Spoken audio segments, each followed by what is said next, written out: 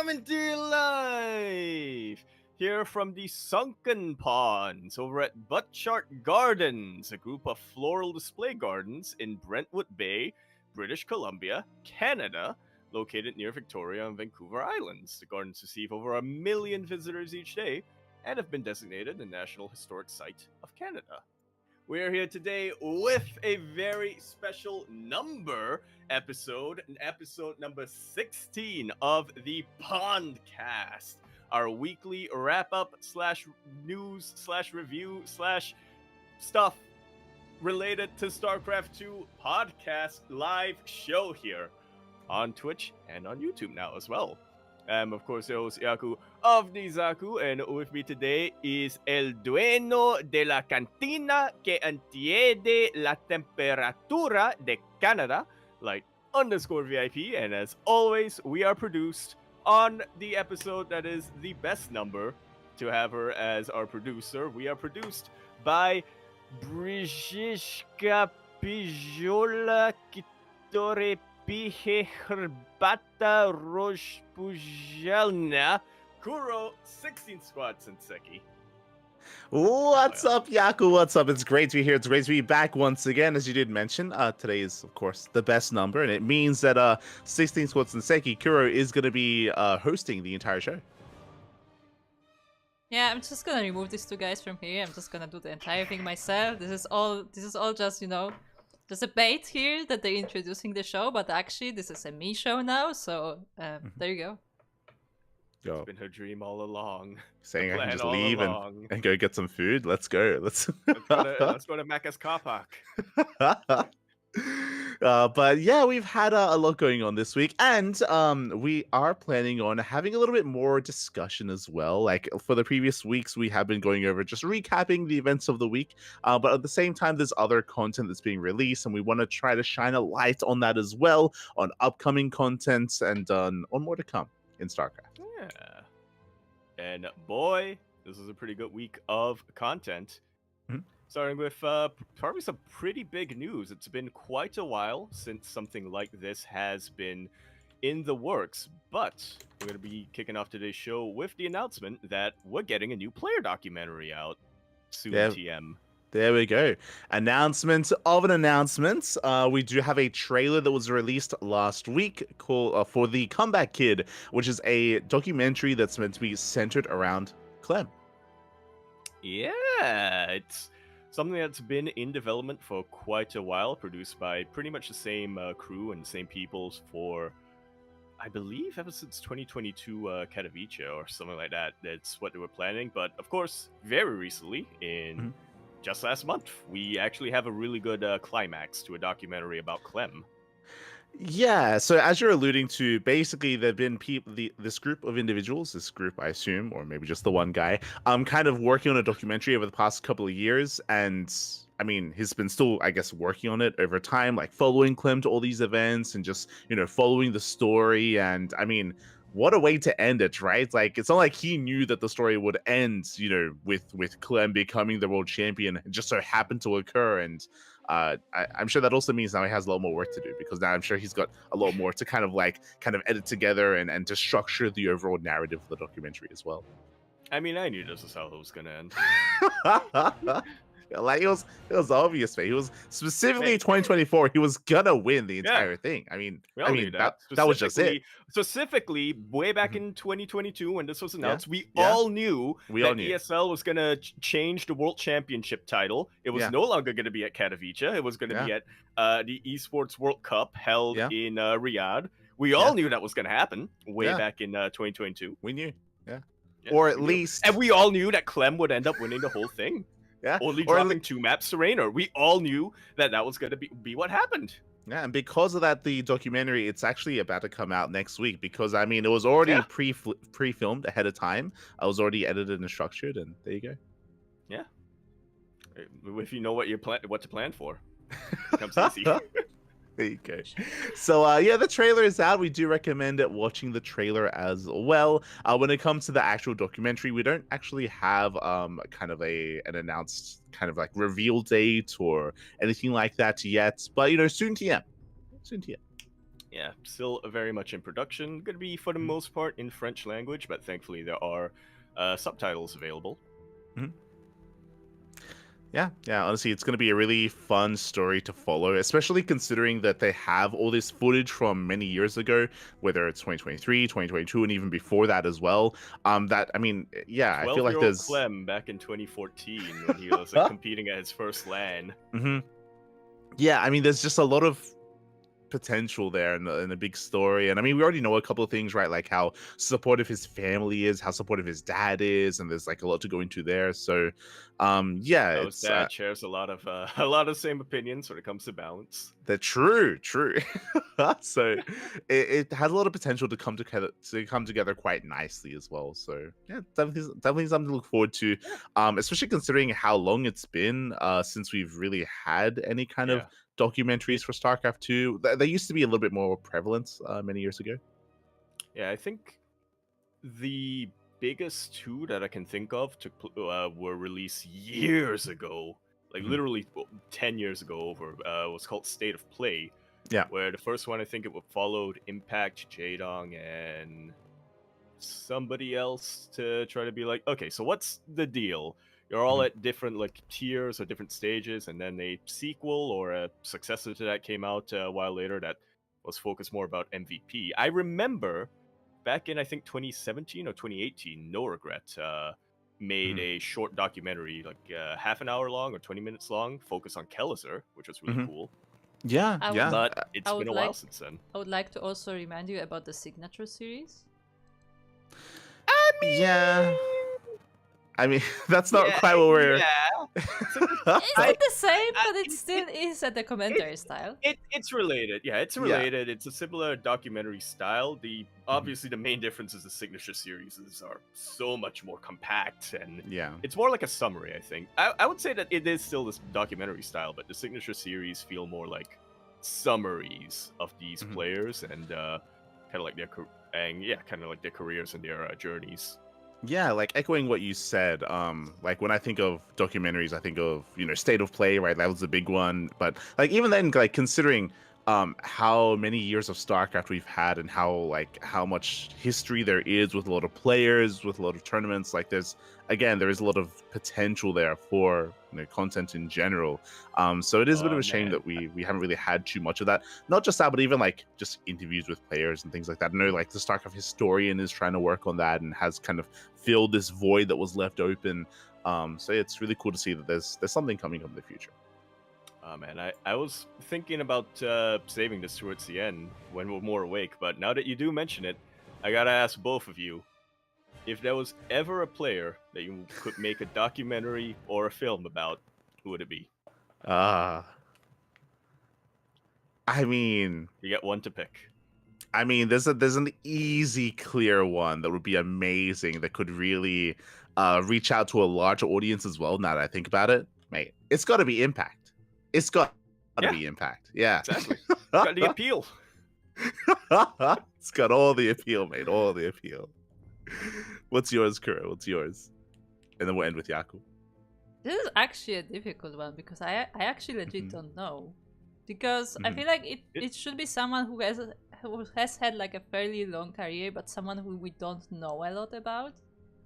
Because I feel like nowadays a Oh, lot of okay. like players are like streamers as well and stuff like that. So like we True. know a lot more about them. But like somebody like Clem is a good example because he doesn't like go into the public as much. So it's more interesting to see like how it looks from his perspective because you don't really hear from him.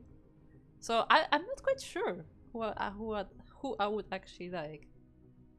Yeah, I think I actually legit just want the Clem documentary. Not gonna lie. I would As watch we that. all do. Yeah.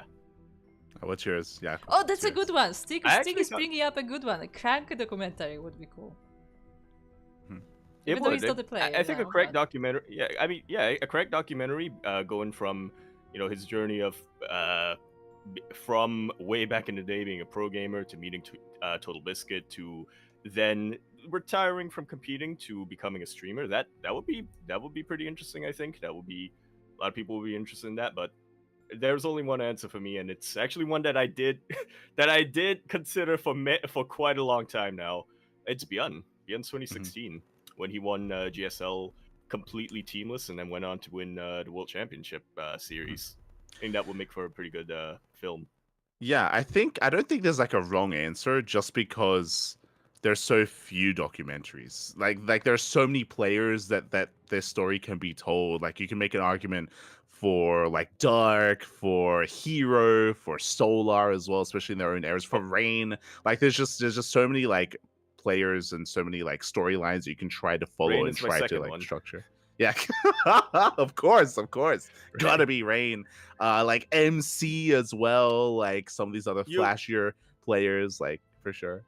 And now that you mention it, since you mentioned MC, it completely slipped my mind. I can't believe it slipped my mind, but a lot of it, but it specifically, I forgot about it because it wasn't available anywhere, or at least it wasn't available in like streaming services in Singapore. There was a documentary a couple of years ago following MC and MMA. That True. I still haven't seen yet. I still need to watch that, but hopefully it's available now in Singapore. I find it somewhere. But yeah, there's a lot of story to tell, and there's a lot of a lot that you can latch onto, a lot of storylines you can latch onto. So, I don't know if we're gonna have interest in more, but I'm definitely looking forward to it from Clem's side, definitely, and definitely something to keep an eye out for in the coming months and the coming year. We'll definitely keep an eye on the Comeback Kid for the next documentary. My suggestion for the follow-up will be Rainer. There you go. He's the only one he's the only one consistently beating Clem. True. There you go.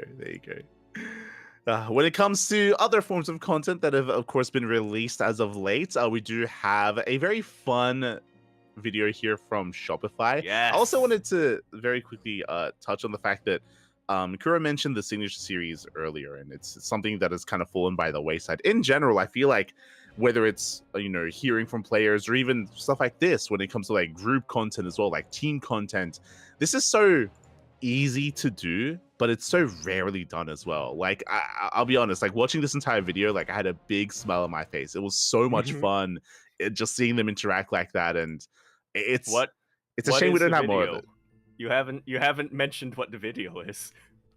It is who would win this a unit comparison video from Shopify Rebellion. There we go. Yes, it is everything that Light just mentioned. It is some group content from the lovely players over at Shopify Rebellion. They got all of them on the couch. They were looking at basically unit interactions and trying to predict which group of units beats the other group. First, mostly AI v AI, so it's just A moving against each other. But then there's a little segment where TLO, Papi Dario, took the reins of one of the groups and tried to micro it. And man, that was such great bait from Dario, is all I'm gonna say. Yeah, like this video reminds me so much of like the old Axiom videos, right? Like they did something that is rarely done, which is to kind of like I don't know if I want to say like market their players, but like I just create content with them and just like present them, make them more relatable. Exactly. And it's not that I was also gonna say a little bit. Yeah, I was gonna say not that difficult to do, but like if you have like a team structure, you have a manager, if you have like the staff to bring this together, then I do think it's quite worth it. And I think it's just really good, really fun. Yeah, really fun, really well made, and I think you can also, based on their reactions and based on their reactions to things, you can really tell, you really get a sense of what each player's personality is like from this video. Yeah, their personality, their perspective on unit balance as well. Them interacting with each other, like they're having fun, like as a group, like it's all. Yeah, true. But it's really, it's just a really nice way to showcase the players themselves, and it's something that most teams don't do, unfortunately. So yeah, it's one of those things where team owners out there, follow suit. It took so long to kind of make this a reality here, but I hope we see more from Shopify. It's really good. I think I saw there was a comment somewhere along the lines where it's like, finally the StarCraft players are getting the same content as the other teams on Shopify Rebellion, and it's like this is I wouldn't say a staple, but much more common in other esports than it is in StarCraft 2 for whatever reason. Yeah. It's about time, right? Like how long have they been on? They've been on Shopify for like what, 4 years? Like, Since so the it's really, pandemic, yeah, something like that. true. Or I guess Hearthstone joined a little bit later, but still. So it's great to see that they're doing this whenever they can. If I recall correctly, this was filmed when they were boot camping in Canada in the lead up to DreamHack Atlanta. Because if you remember, they all went to Canada Right. and This is a then they while went ago. down to DreamHack afterwards. So it obviously takes a while to kind of edit it all together, but it is really cool that they were able to do something while they had all the players in one place. Yeah. Teams. Teams. Yeah. What's the next boot camp? Yeah, Team Liquid, who Side actually, Storm I mean, Team Gaming. Liquid, they actually Team do Liquid does boot boot camp. camps. Where Clem and Elazer and Skillus, they all actually gather, like at the TLHQ, like that happens like on an annual basis. So just saying, we could have more of this. Yeah. Just saying. Yeah. Could have max packs at the Side Storm boot camp. There you go. Can get Max Pac's VTuber avatar for that. It'll be amazing. Or a puppet VTuber. Yeah. One or the other. But do check it out. It's not too long either. You know, it's less than 10 minutes. So definitely worth it. And Very good editing, yeah. For sure. Yeah, highly recommend it to everyone. It's a good laugh. It's good fun. Very short and digestible.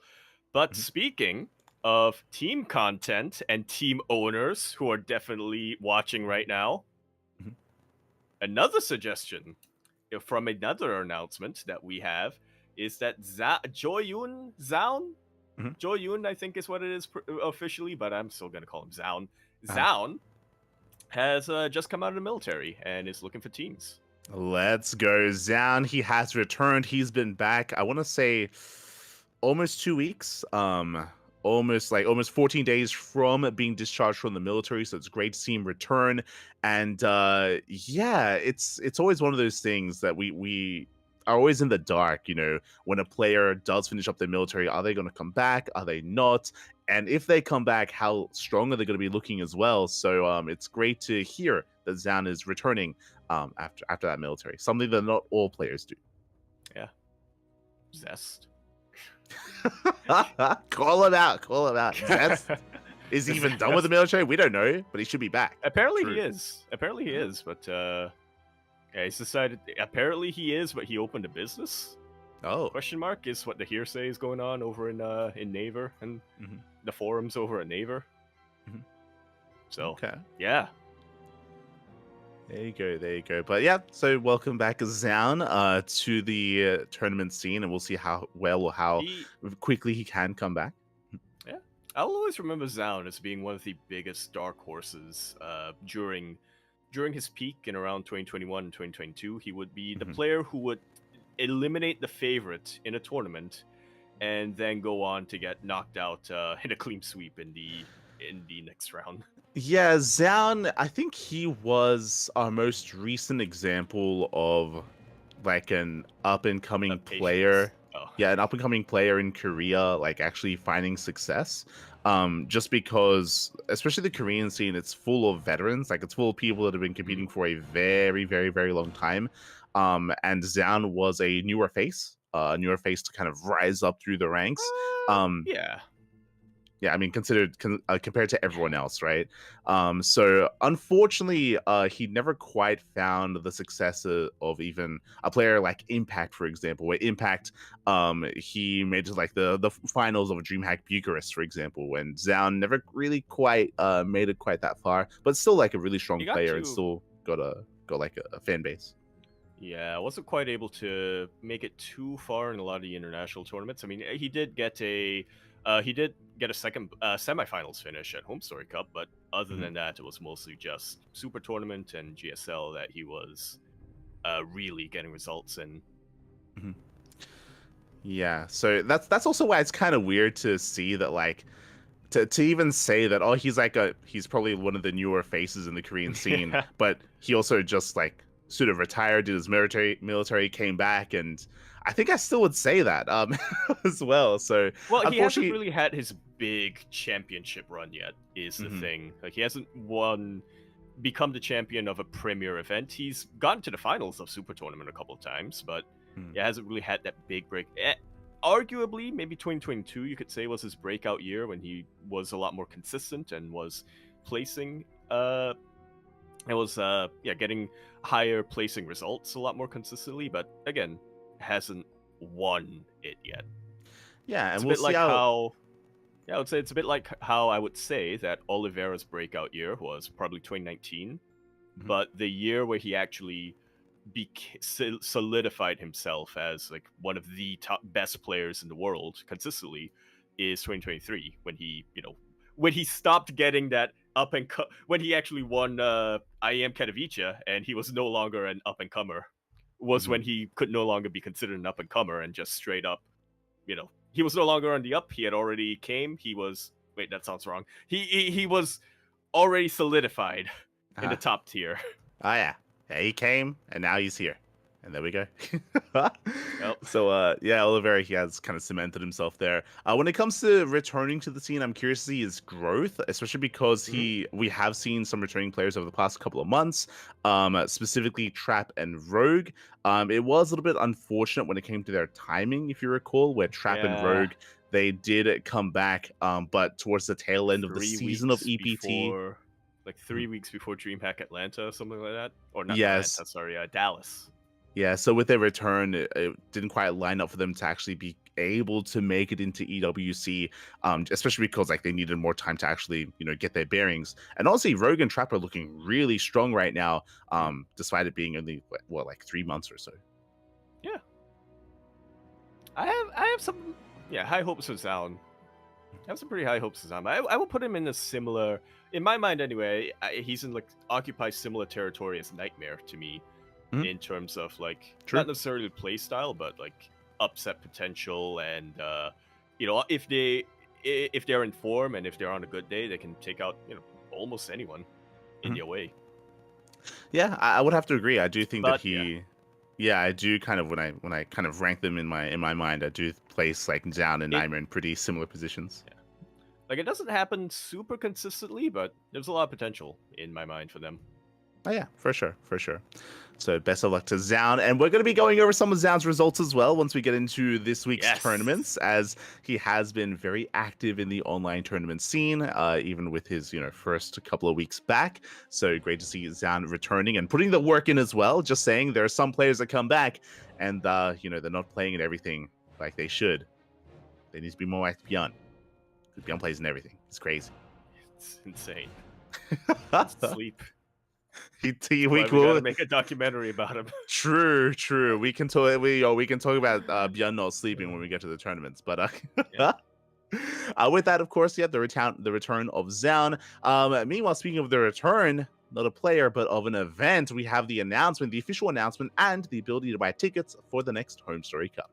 Yeah, the ability to buy tickets, the announcement, and the dates for Home Story Cup number 26, happening on the 29th of November and finishing on the 1st of December. As always, going to be taking place over in, I can't believe I don't remember what the name of the city is, over in Tate's hometown in Germany, Krefeld. I almost said Sheffield, but I'm pretty sure that's in a different country. Krefeld, Germany.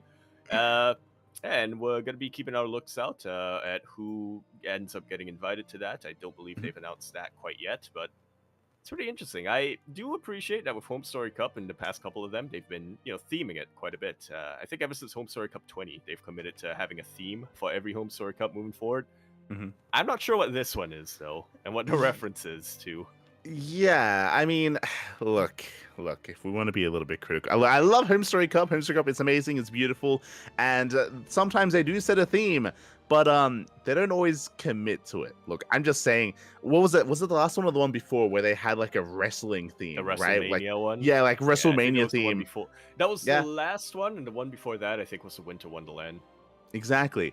And okay, look, you're gonna have a WrestleMania theme. Okay, cool. What do we need? We need a ring. We need a ring. The belt is easy, right? Like the trophies, the belts, sure, whatever.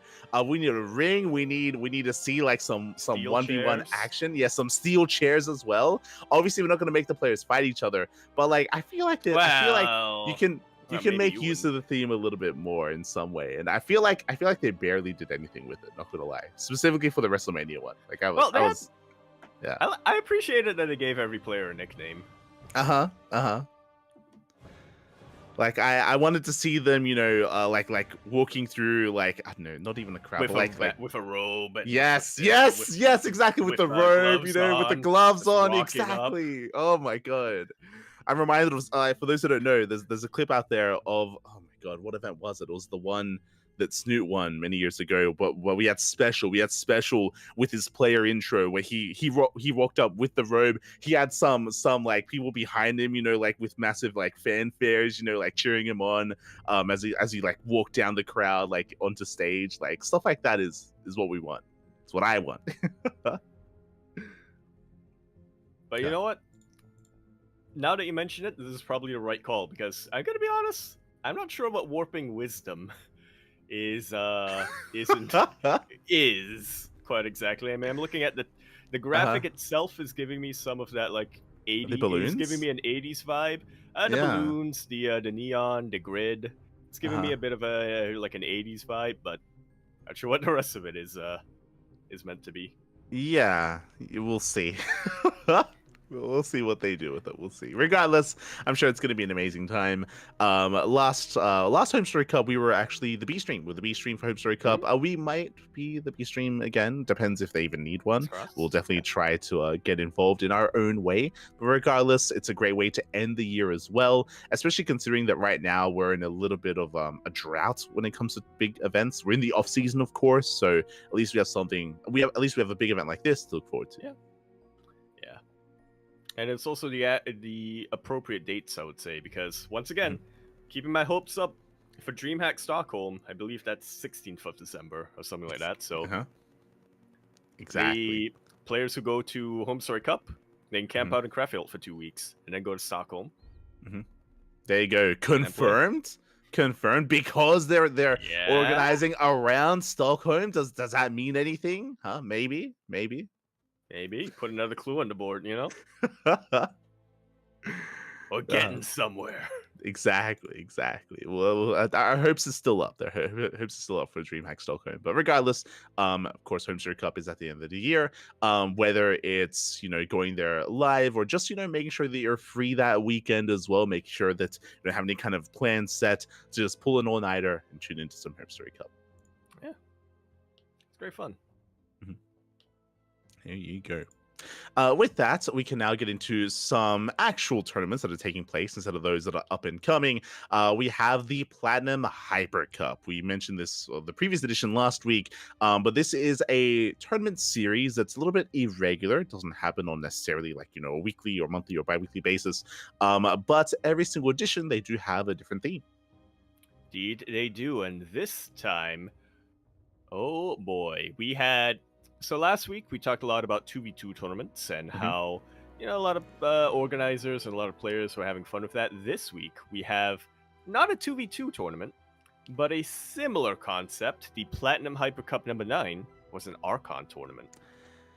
Yeah, this is it kind of brings something to the forefront here. We were talking earlier last week how like, it's great that we have all these 2v2 tournaments because it's like a format that's been neglected for so long, and finally it's getting like a revamped map pool and potentially another map pool in the future as well. Like now it's getting more attention and it's really fun. It's not balanced, but it's a way to have something different in competitive StarCraft 2. And then we remember Archon mode? Yeah. I didn't until today. Forgot about it entirely until now. Yeah, it's I would say an even more kind of neglected part of SC2, more so than the team games. But Archon mode is also a thing. And also very unique and has a lot of potential as like a format as well. So really cool to see that at least it's featured here in a show match. Yeah, showish match, I suppose. And this wasn't an open tournament, so yeah, I guess technically it was an invite kind of thing. Was also won by one of the most cursed combinations for EVA. Oh no. The Protoss Archon. I feel like we're learning here a little bit as well, because as you mentioned, they are a Protoss Archon. Makes sense. You know, Eba playing his main race. Four Jumi's up there with him, and that I would imagine that Four Jumi's maybe even a part of an influence is influencing Eba as well in some way, shape, or form. Oh, Like I don't no. know. I don't see them together. It That can only doesn't go bode well. well. The Protoss Seeing them Zoomers. together and succeeding, that's... Mhm. oof. I worry. I worry about the future now. I do as well. But it's great to see them competing. Something that's very interesting to me is the duo of Inexorable and Baby Marine. So for those who are unaware, Inexorable, we've been casting a lot of Inexorable over the past couple of months. He is an up-and-coming Brazilian Terran player. He really started kind of rising through the ranks like 2022, so pretty recently actually, where he hit GM. And from what I know, he's on Platinum Heroes, and he's been practicing a lot and learning a lot from the NA Terran players. I'm referring to Vindicta and Future. He's been learning a lot from them, practicing a lot. But to see him teaming up with Baby Marine, that's interesting to me. Like, they're not teammates or anything like that. They live on different parts of the world, but they happen to potentially be friends. Yeah. Not a pairing that I would have necessarily thought of. Not a pairing that immediately comes to mind, but it's nice to see them competing together here. And Inexorable is actually the only America's player in this event. So that's probably something that had to be overcome a little bit, the ping factor. But it's nice to see that they are competing together, and they are hopefully practicing and brainstorming together. Yeah. I'm not sure if that's necessarily safe for everybody else for the ladder. I'm not sure if that's necessarily what you want if you compete on the EU ladder, but the invasion of the Americas Terran. Exactly. How Inexorable is now influencing a Baby Marine, potentially. But yeah, it's just really cool to see them pair up and join forces. And as you mentioned, it's just not really something that I would have expected. So yeah, always just really cool to see how some of these players interact outside of the game or even in pairings like this. So yeah, really cool to see. And hopefully we see some more Archon mode. Again, it's something that we rarely get in StarCraft anymore in competitive play, despite the fact that I imagine Archon mode is more competitive or is more balanced than 2v2, but again, is kind of neglected. Yeah.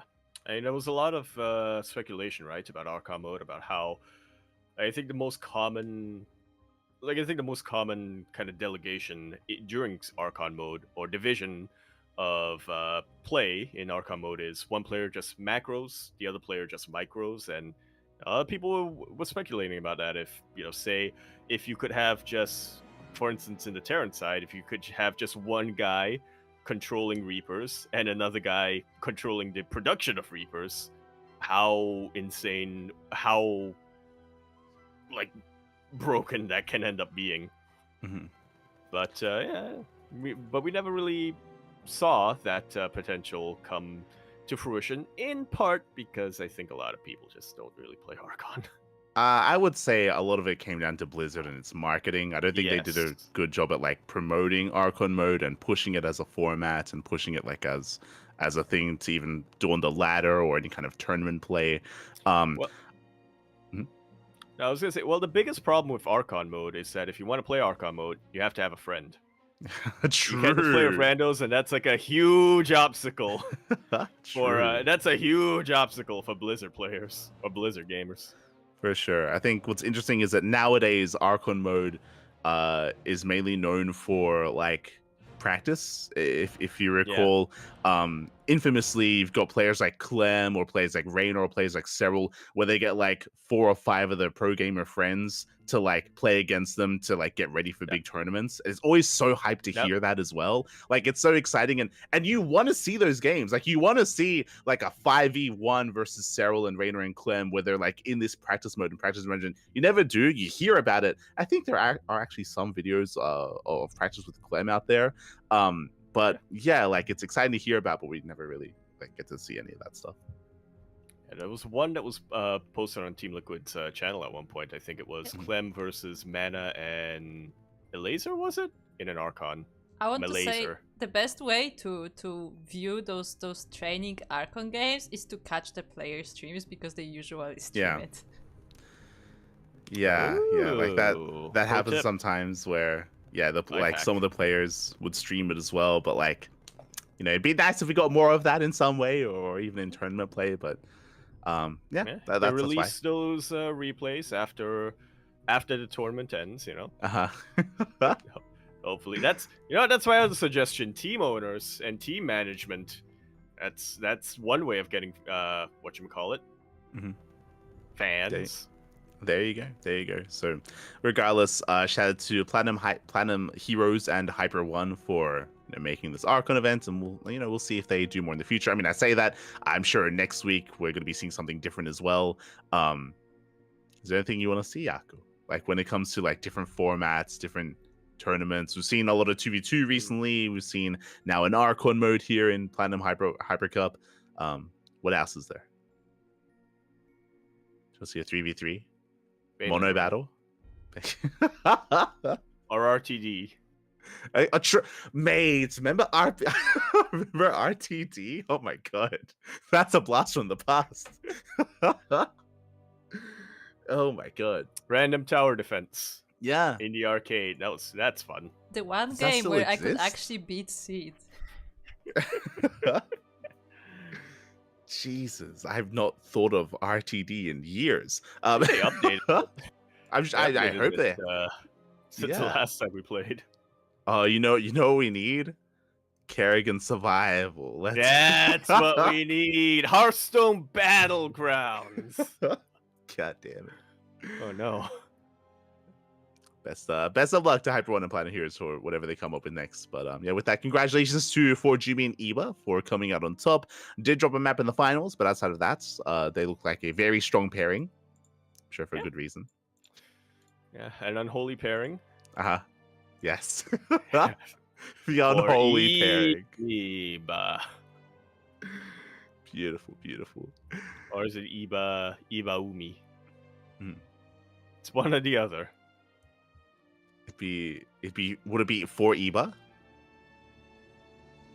It would either be for Eba or Eba Umi. I hope it's for Eba. That's a little bit easier to say. Yeah, true.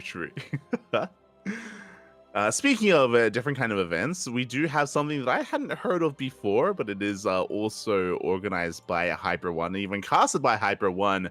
It is the Circle Derping Episode 4, A New Cope. That's quite a title for a tournament. Okay, so here's the fun fact. I think that was even before the Hyper One became a team. What Hyper One was doing, other than making maps, was then making tournaments for players to play those maps, and he would give those tournaments very silly names to the point where he was like coming up like, "Hey, Wikipedia people, so can I put this on the page?" And they're like, "No, we're gonna ban that name." Okay, so can I put this name on the page? No, you can't. And he was go through like multiple iterations to get the tournament on. So yeah. He has to go through. Yeah. He's just walking a very fine line with the Wikipedia editors. I just love. So I'm quickly going over some of these names. I think I'm getting deja vu. I think we've spoken about this before. I love that episode 2 is before episode 1. Yes, I was about to bring that up. It's beautiful. It's beautiful, and it's also very fitting that it's called Attack of the Kongs, seeing as how it is number 2. Definitely. So Yeah, no, I was just gonna say, fun little tournament. Most of these are, well, not most of these, but a lot of these maps as well were maps that Hyper One created and wanted to test out. And we were actually informed about this I think 2 or 3 weeks ago when we went over the Big Brain bouts. The Big Brain bouts that Roddy went through, or that Roddy organized. That was a free-for-all. Apparently, it was partially inspired by.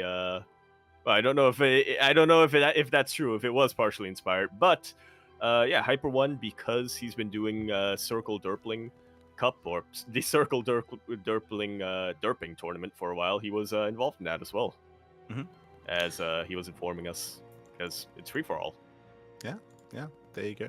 There you go again. Yeah, I did hear that there was some history with Hyper One and free for all kind of tournaments and events like this. So, for those who are curious, this was an FFA. This was a free for all event, potentially showcasing, as Crew did mention before, some maps that Hyper One did create. So, yeah, just more of a fun event that did take place. What would episode 5 be called? I was about to say that. I What look Strikes forward Back? to episode 5 of. I mean, the Not Smoge Strikes Smoke Back. Strikes Back. Yeah, that's what I'm thinking. Or Episode- that had to be like, hold on, maybe the Episode Kong 6, Strike Back. The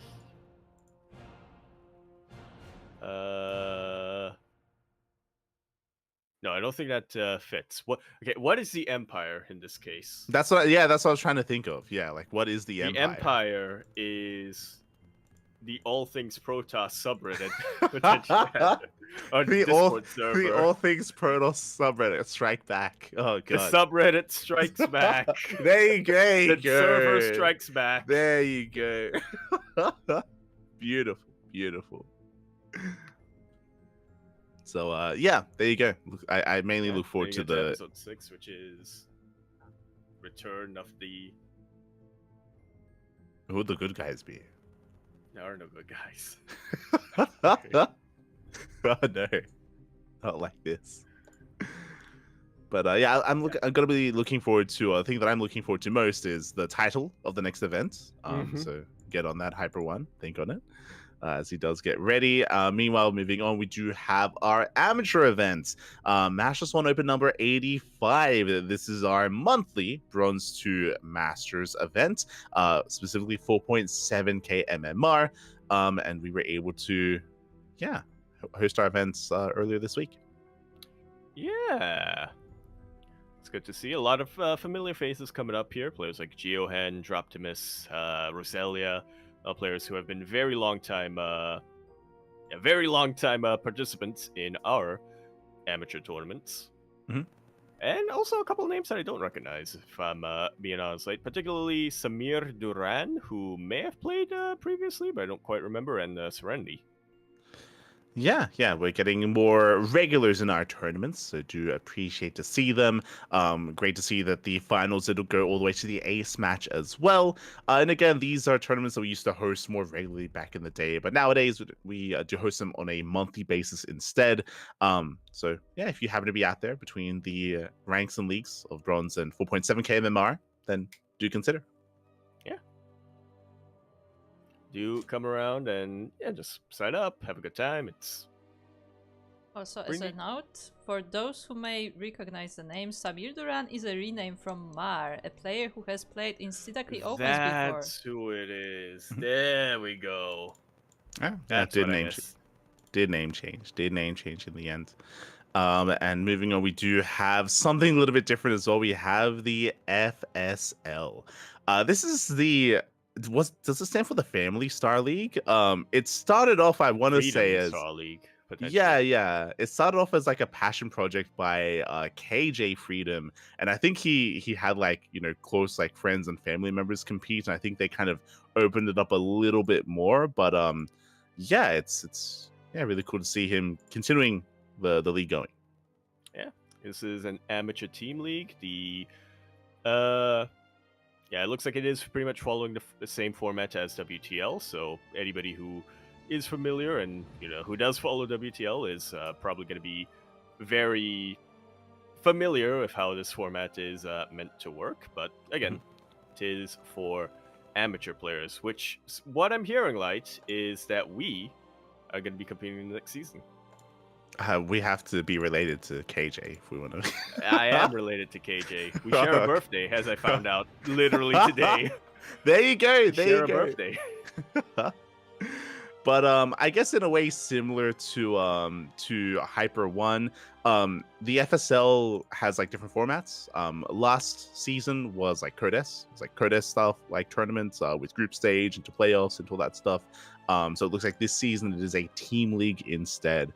It is quite impressive that that KJ has quite kind of a large array of players available. His progeny. Exactly. True, exactly. So all of his kids, or how many players are involved? But all of his I mean, kids not all are of them are. Like, I jumping don't in. think all of them are active, but Mhm. yeah, it's like 30, over 30, something Yeah. like that. There you go. So, to look forward to it, it's going to be casted by Hyper Turtle and War Bunnies. I believe I got over on KJ's channel.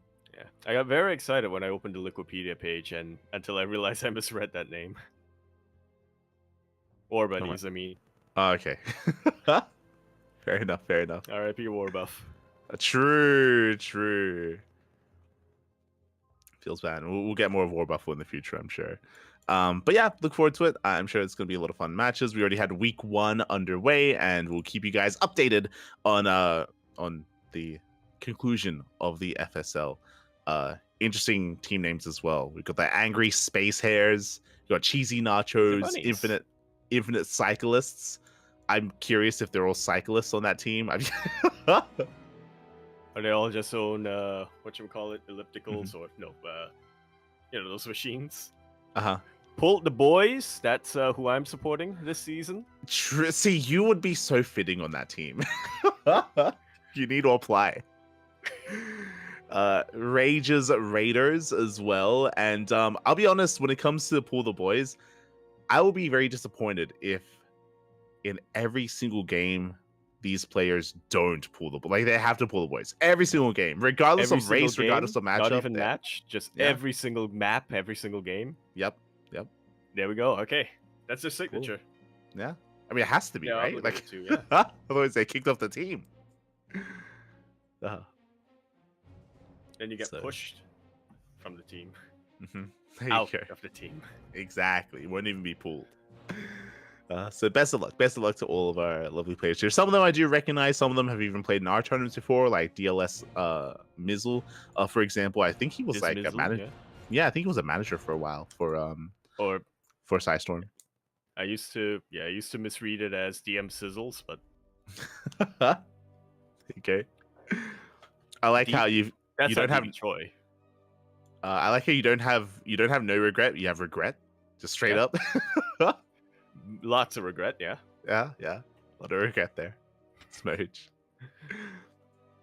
Little And man- Reaper sounds familiar to me, but I think I might be mixing them up with Reaper.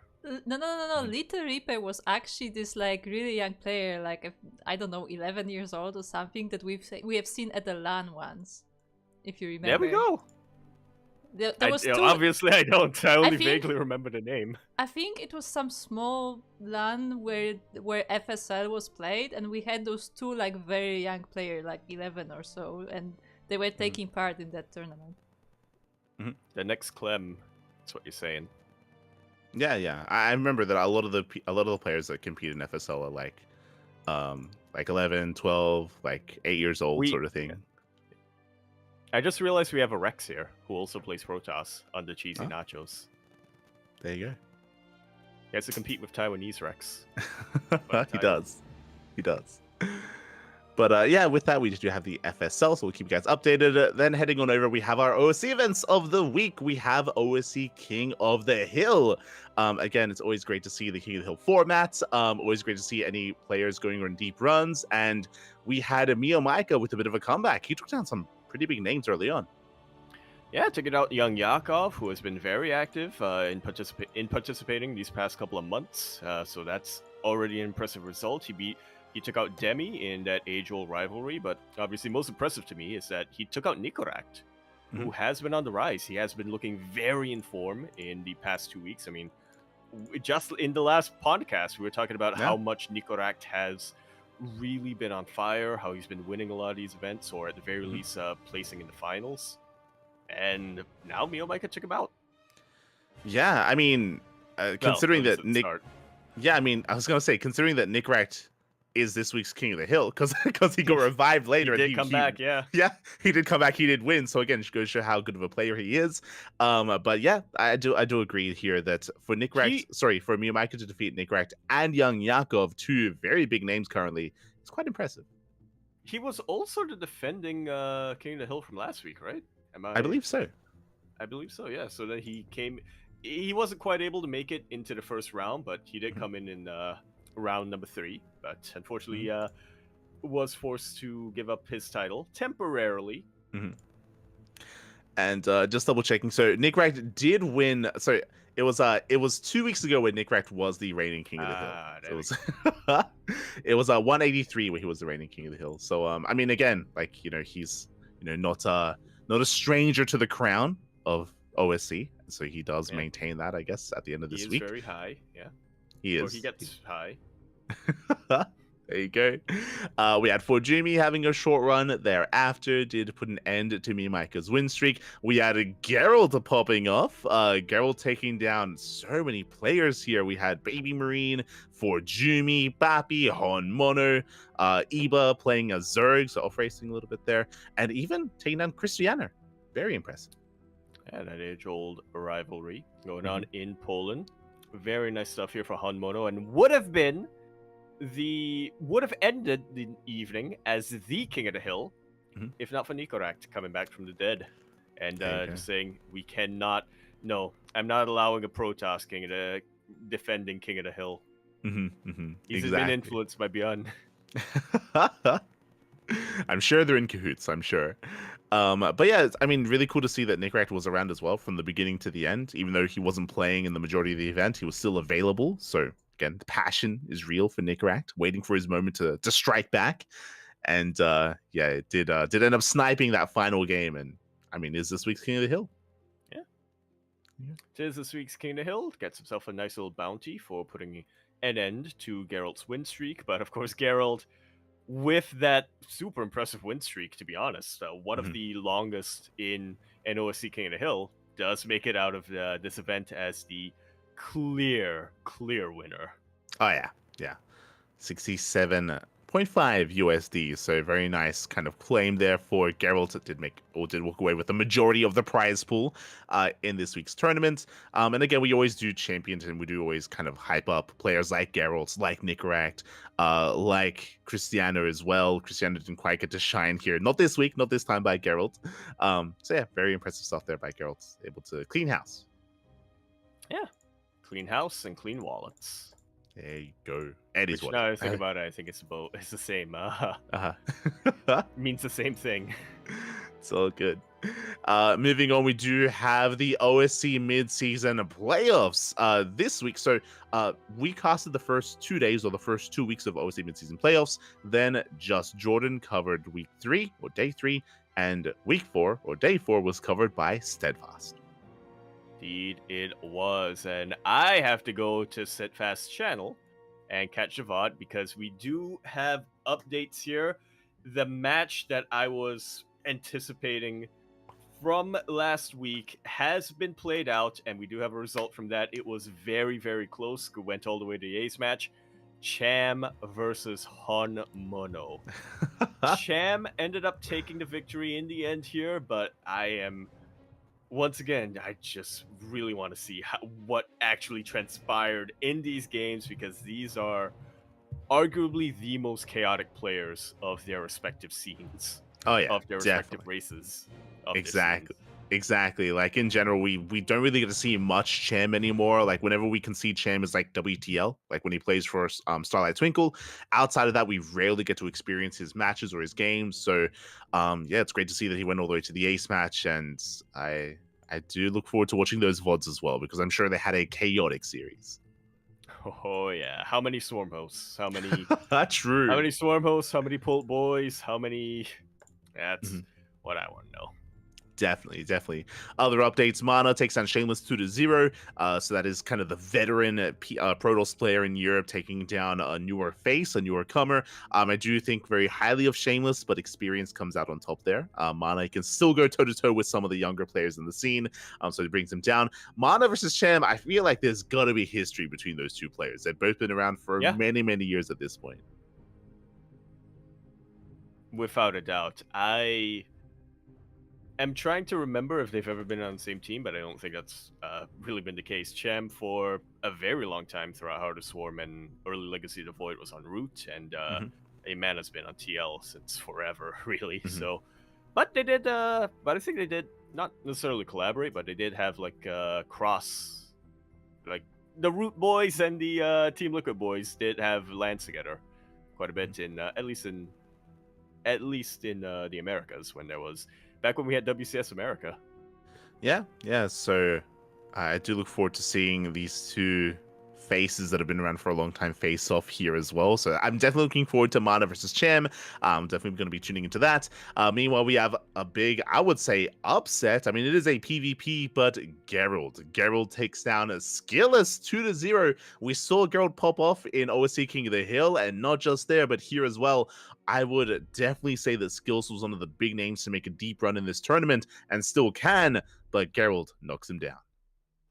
Yeah, not just knocks him down, but knocks him down 2-0. That is unheard of, and again, just well, not necessarily unheard of, but a massive upset, like you were saying, and once again, really a testimony to how informed Geralt is right now. I'm just gonna say it. I think he might be able to, if he continues, if he's still in form from what we saw in OSC King of the Hill, I think he can take out Bjorn.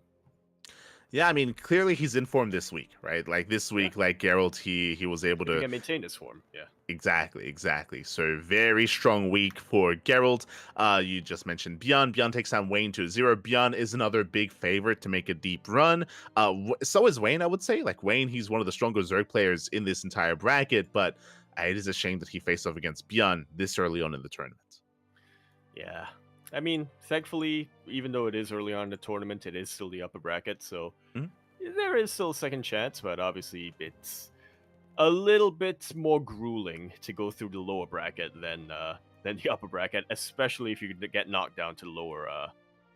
If you get knocked down early. Yeah, because there are just so many games. Like there's so many matches that you have to play through down there. So skipping as many rounds as possible would be ideal if you make a further progress in the upper bracket. But best of luck to Wayne down there. We had Cristiano taking down Nick Rack 2-0. We were talking about Nick Rack and how he is our reigning king of the hill this week for OSC. But Cristiano, he kind of vents his rage a little bit on Nick Rack here. It takes a 2-0. Impressive stuff. Even though Cristiano, we didn't really get to see him shine in OSC King of the Hill, he's able to perform here. Yeah. Not in the hill, but in the valley? Question mark? Okay. Yeah, maybe. Sure. We're gonna be using terrain, yeah. So nice win there by Cristiano. Scrolling up, I would say this might. Do I want to say this is an upset? I was expecting this to go to the ace match. So a very strong performance by Nightmare. Nightmare takes down Spirit 2-0. That is impressive. Like Spirit, he has been looking strong as well recently. Yeah, I'd say that's an upset.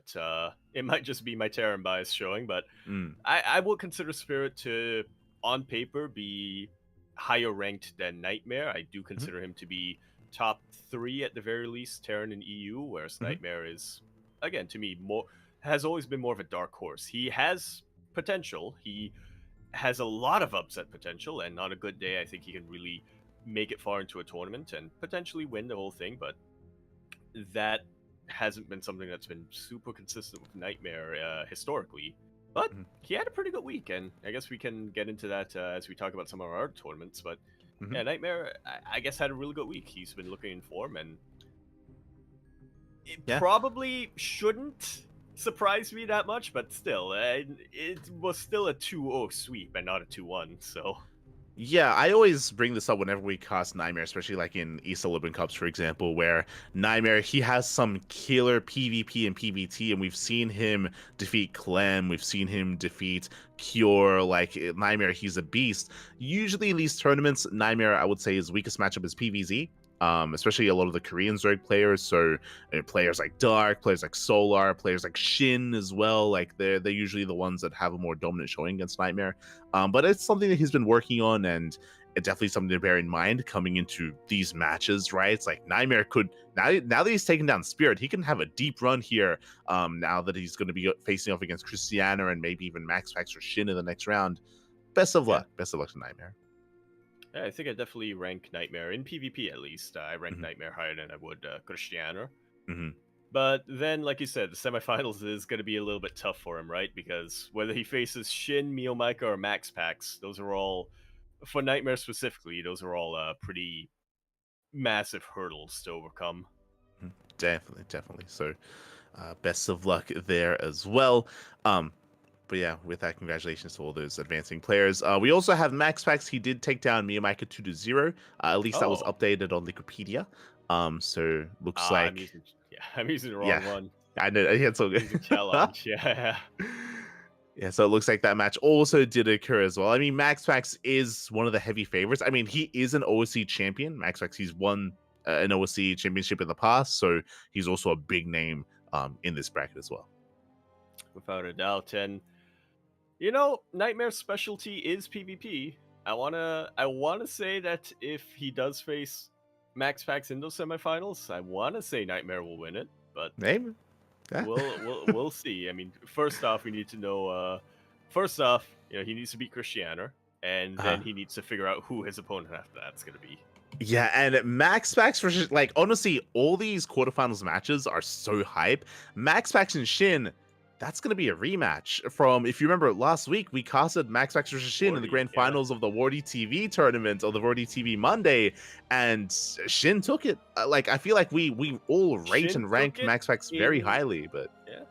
Shin took it in what was probably the weirdest ace map that I've seen in a very long time. In a map scenario that I was ready to call for Max Pax yeah. until Shin just stayed calm and won it.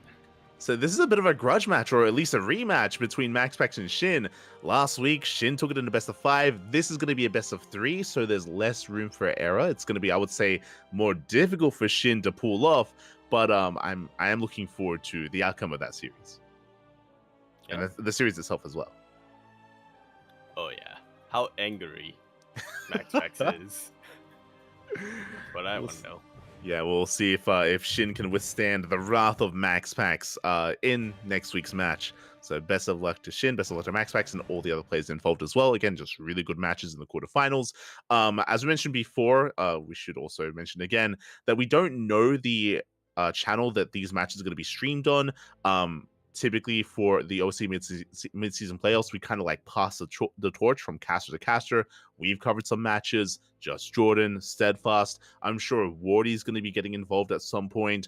I'm sure Chicken Man and many of these other casters that do get involved in OSC events are also going to get involved. So keep an eye out. The OSC reunion event, in a way. Exactly. All the casters, they come together, they collaborate, and keep an eye out on the OSC Twitter accounts for whenever they do announce when it will be taking place. So yeah, keep an eye out. Stay peeled. Exactly. With that, we're going to be moving on to our show match events. You were mentioning the Basilisk Big Brain Bouts earlier. Currently, I believe we're done with the FFAs. We've put them on hiatus for the time being. I'm sure they'll come back eventually, but now we're coming back to these more standard kind of show match formats. Indeed, we are. And once again, we have our opening acts leading up to that big main event, the Little Bouts, if you want to call them that. A lot of... Well, actually, not that much Protoss. How do I look at it? I see 3 Protoss players, and I'm like, that's too many. 3 Protoss players out of 9. Wait, no, out of 6. And I'm like, that's too many. Yeah, it is way too many. But no, it's not. We had Litalex going up against Daniello. 2 players who I have to admit I'm not too familiar with. Yeah, I'm not familiar with Latalex. My brain desperately wants to say latex, not gonna lie. But it was a struggle for me too, yeah. Latalex takes it 2-1. I am more familiar with Daniello. I believe we have casted him in Polish events in the past. Is not necessarily kind of a big name in Poland, but we have seen him pop in from time to time, so at least a little bit more familiar with him. Didn't quite take it in the end. In the end, it was Latalex. So great to see an Italian Protoss player rising up and taking down a more well-known player. So impressive. Yeah. Italian pride coming through, you know. Italy. Speaking of Italy, I mean, that was the theme. Like, if you remember, like, I think last week, the Big Brain Bounce was like Latin America versus Europe. Like, there was a bit of a theme going on there, and it feels like this one is also a little bit thematic as well. Yeah, it's Italy versus the world. Again. There you go. Yeah, so we had Lelex winning his series. We had Azura versus Nidix. I'll be honest, I haven't seen much of Nidix recently, so I wasn't really sure where to place him. But a very close series went all the way to the ace match as well. Did go the way of Nidix. Indeed, it did. But like you mentioned, a very close series. And then we got to another pretty exciting little bout. Baby Marine went up against Cham in that final opening act. Did go to the way of Cham in the end, but once again, just two players who we don't normally see interact too much against each other or with each other. Yeah, I'd really love to see this series and even the future Cham ones, just because more people are exposed to European matches and European players just because they play in more tournaments and there are more like European friendly events throughout the week. You have a better idea of kind of their skill set and a better idea of how good they are compared to others. For Cham, he is more of a wild card and a wild horse just because you rarely see him. You rarely get to see him play. So for him to show up into 3-1 Baby Marine is very impressive, and again, it really shows the caliber of the Latin American scene. Yeah, really does. This is now that you mention it, this is the second tournament that we're going over that where Baby Marine was interacting with somebody from Latin America. I was thinking that as well. Potentially a little bit of a story there. Potentially, Yeah. I blame Ryu. I would blame Ryu personally. True. Is that what happened? Did Ryu did he have a word with Baby Marine and him? Yeah, it's possible. It's possible. I wonder what's the connection between Cham, Ryu, Inexorable, and a Baby Marine. You know, I can see their faces on the board. You know, we're connecting the dots in some way, and we'll figure it out. We'll figure out the conspiracy. We're circling. We're putting down. We're trying to figure out who is the capo. Yes. How is Lorimbo involved? He's also from Italy. Yes. Coincidence? I think not. How is he involved? In some way. I'm sure he is. Yeah.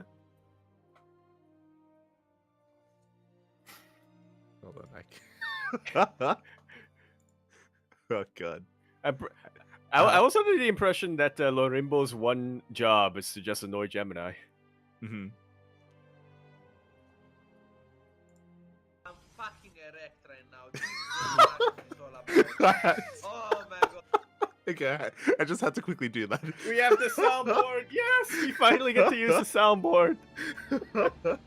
I had to just very quickly sneak in Bam, Lorimbo being never erect. on stream. Oh no. We finally got to use it. Beautiful. Oh.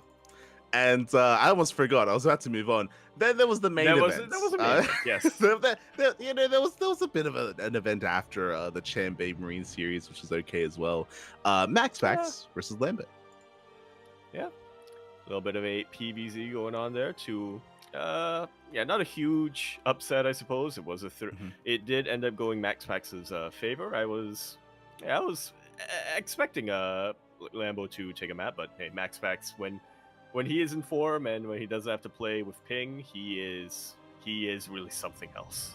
I mean, we spoke about the wrath of Max Pax, and you know this is right after he lost to Shin, so I'm sure that I have to keep that in mind. Yeah.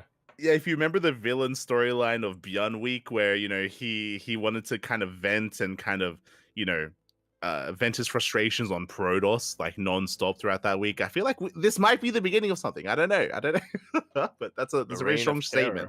Yeah, from Max Pax. You're like, it's not just PVZ. It's just that my opponent, whatchamacallit? The vengeance is real. So very strong performance there by Max Pax. Again, kind of what we expect to see. In a sense, I'm sure Lambo came in very prepared, and I'm sure there were very, very entertaining matches nonetheless. I would have definitely preferred to have seen more back and forth there, but Max Pax showing why he is the strongest Protoss in Europe. Yeah. Without a doubt.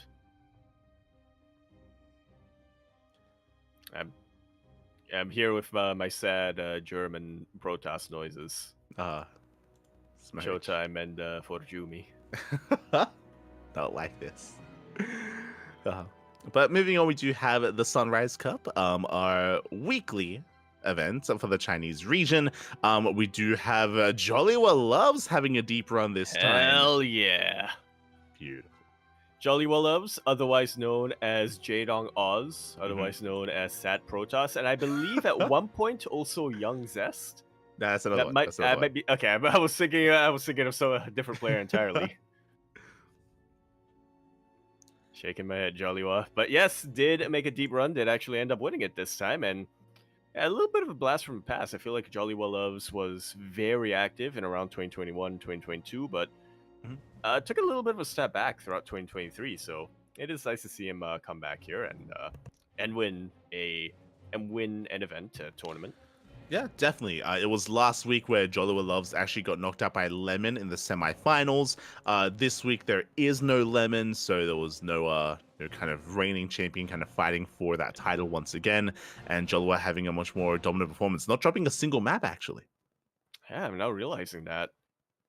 He beat Nanami, he beat Oriana in the grand finals, and Yeah. he didn't drop a single map against anyone. Exactly. So, very impressive performance there by Jollywa Loves. For those who are maybe unfamiliar with him, we would cover and cast Jollywa Loves, aka Sad Protoss, aka Jaedong Oz, in the regional EPT events for China, and also would sometimes come in as a sub player for Starlight Twinkle in WTL. Yeah. I feel like he's one of the players who we followed for quite a while, but still don't honestly still don't know that much about. Yeah, he's still, like, I would say, in the middle of the pack when it comes to the overall Chinese scene. But, winning this series does bode well. And in general, the Chinese scene has been getting stronger and stronger over the past couple of years, with players like Lancer, Kofi, and Firefly really stepping up and really kind of rising up to distinguish themselves alongside Oliveira against, the rest of the world and the rest of the regions, all the other regions. So The rest it's really of cool Asia, to see. if you will.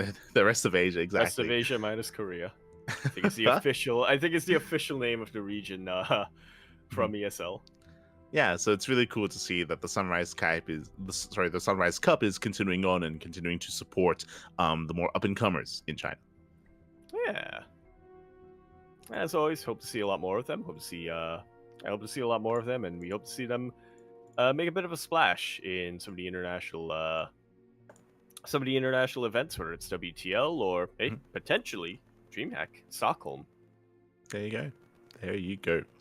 And meanwhile, moving on, we do have, this event is organized by, some of the people behind Starlight Twinkle. Now we have an event organized by those behind Team Little Fairy, as we have the Fairy Cup number 9. This is an event that I had no idea about, and there's a reason for that. This is the first event of 2024. Oh, it is. Yeah, first event of 2024. The last one, Fairy Cup number 8, took place in 2022. Mm-hmm. Yeah, It's been a very long makes time. sense why we haven't, why we forgot about it or haven't heard of it. Mm-hmm. Yeah, so a bit of a more niche event. I'm sure it's more of like an in-house kind of tournament, or at least they try to support their own players a little bit more by inviting them. Looks like it was more of a show match series. They had 2 show matches. They had UD Soldier versus Miracle, and UD Soldier was able to come out on top, was able to take that best of 7. Yeah, that was the main event, and it looks like they also had a smaller event afterwards, or potentially before, an opening act of a Terran player called Ear and a Protoss player called Wait, what is Coca? Coca? Something. Coconut? Kokaran, I think, is the third one, and then the fourth one is. It's fine. It's fine. Oh wait, it might not be Ko. It might be Wu. It's Wu. It's Wu. I just Wu. put it into Google Okay, it's Translate, Wu. Yeah. Yeah, I remember something. I remember something. Wu. That's 5. That means 5. I'm pretty sure. It's fine. It's fine. Wuka, I think is the second one. Yeah, Ear against a Protoss like player. Yeah, did go the way of the Protoss player. Yeah, 5 Protoss players, from what we True. can gather. Exactly. In a did trench go the way. coat. Did go Archon mode. We spoke about it earlier. 5v1. Let's go.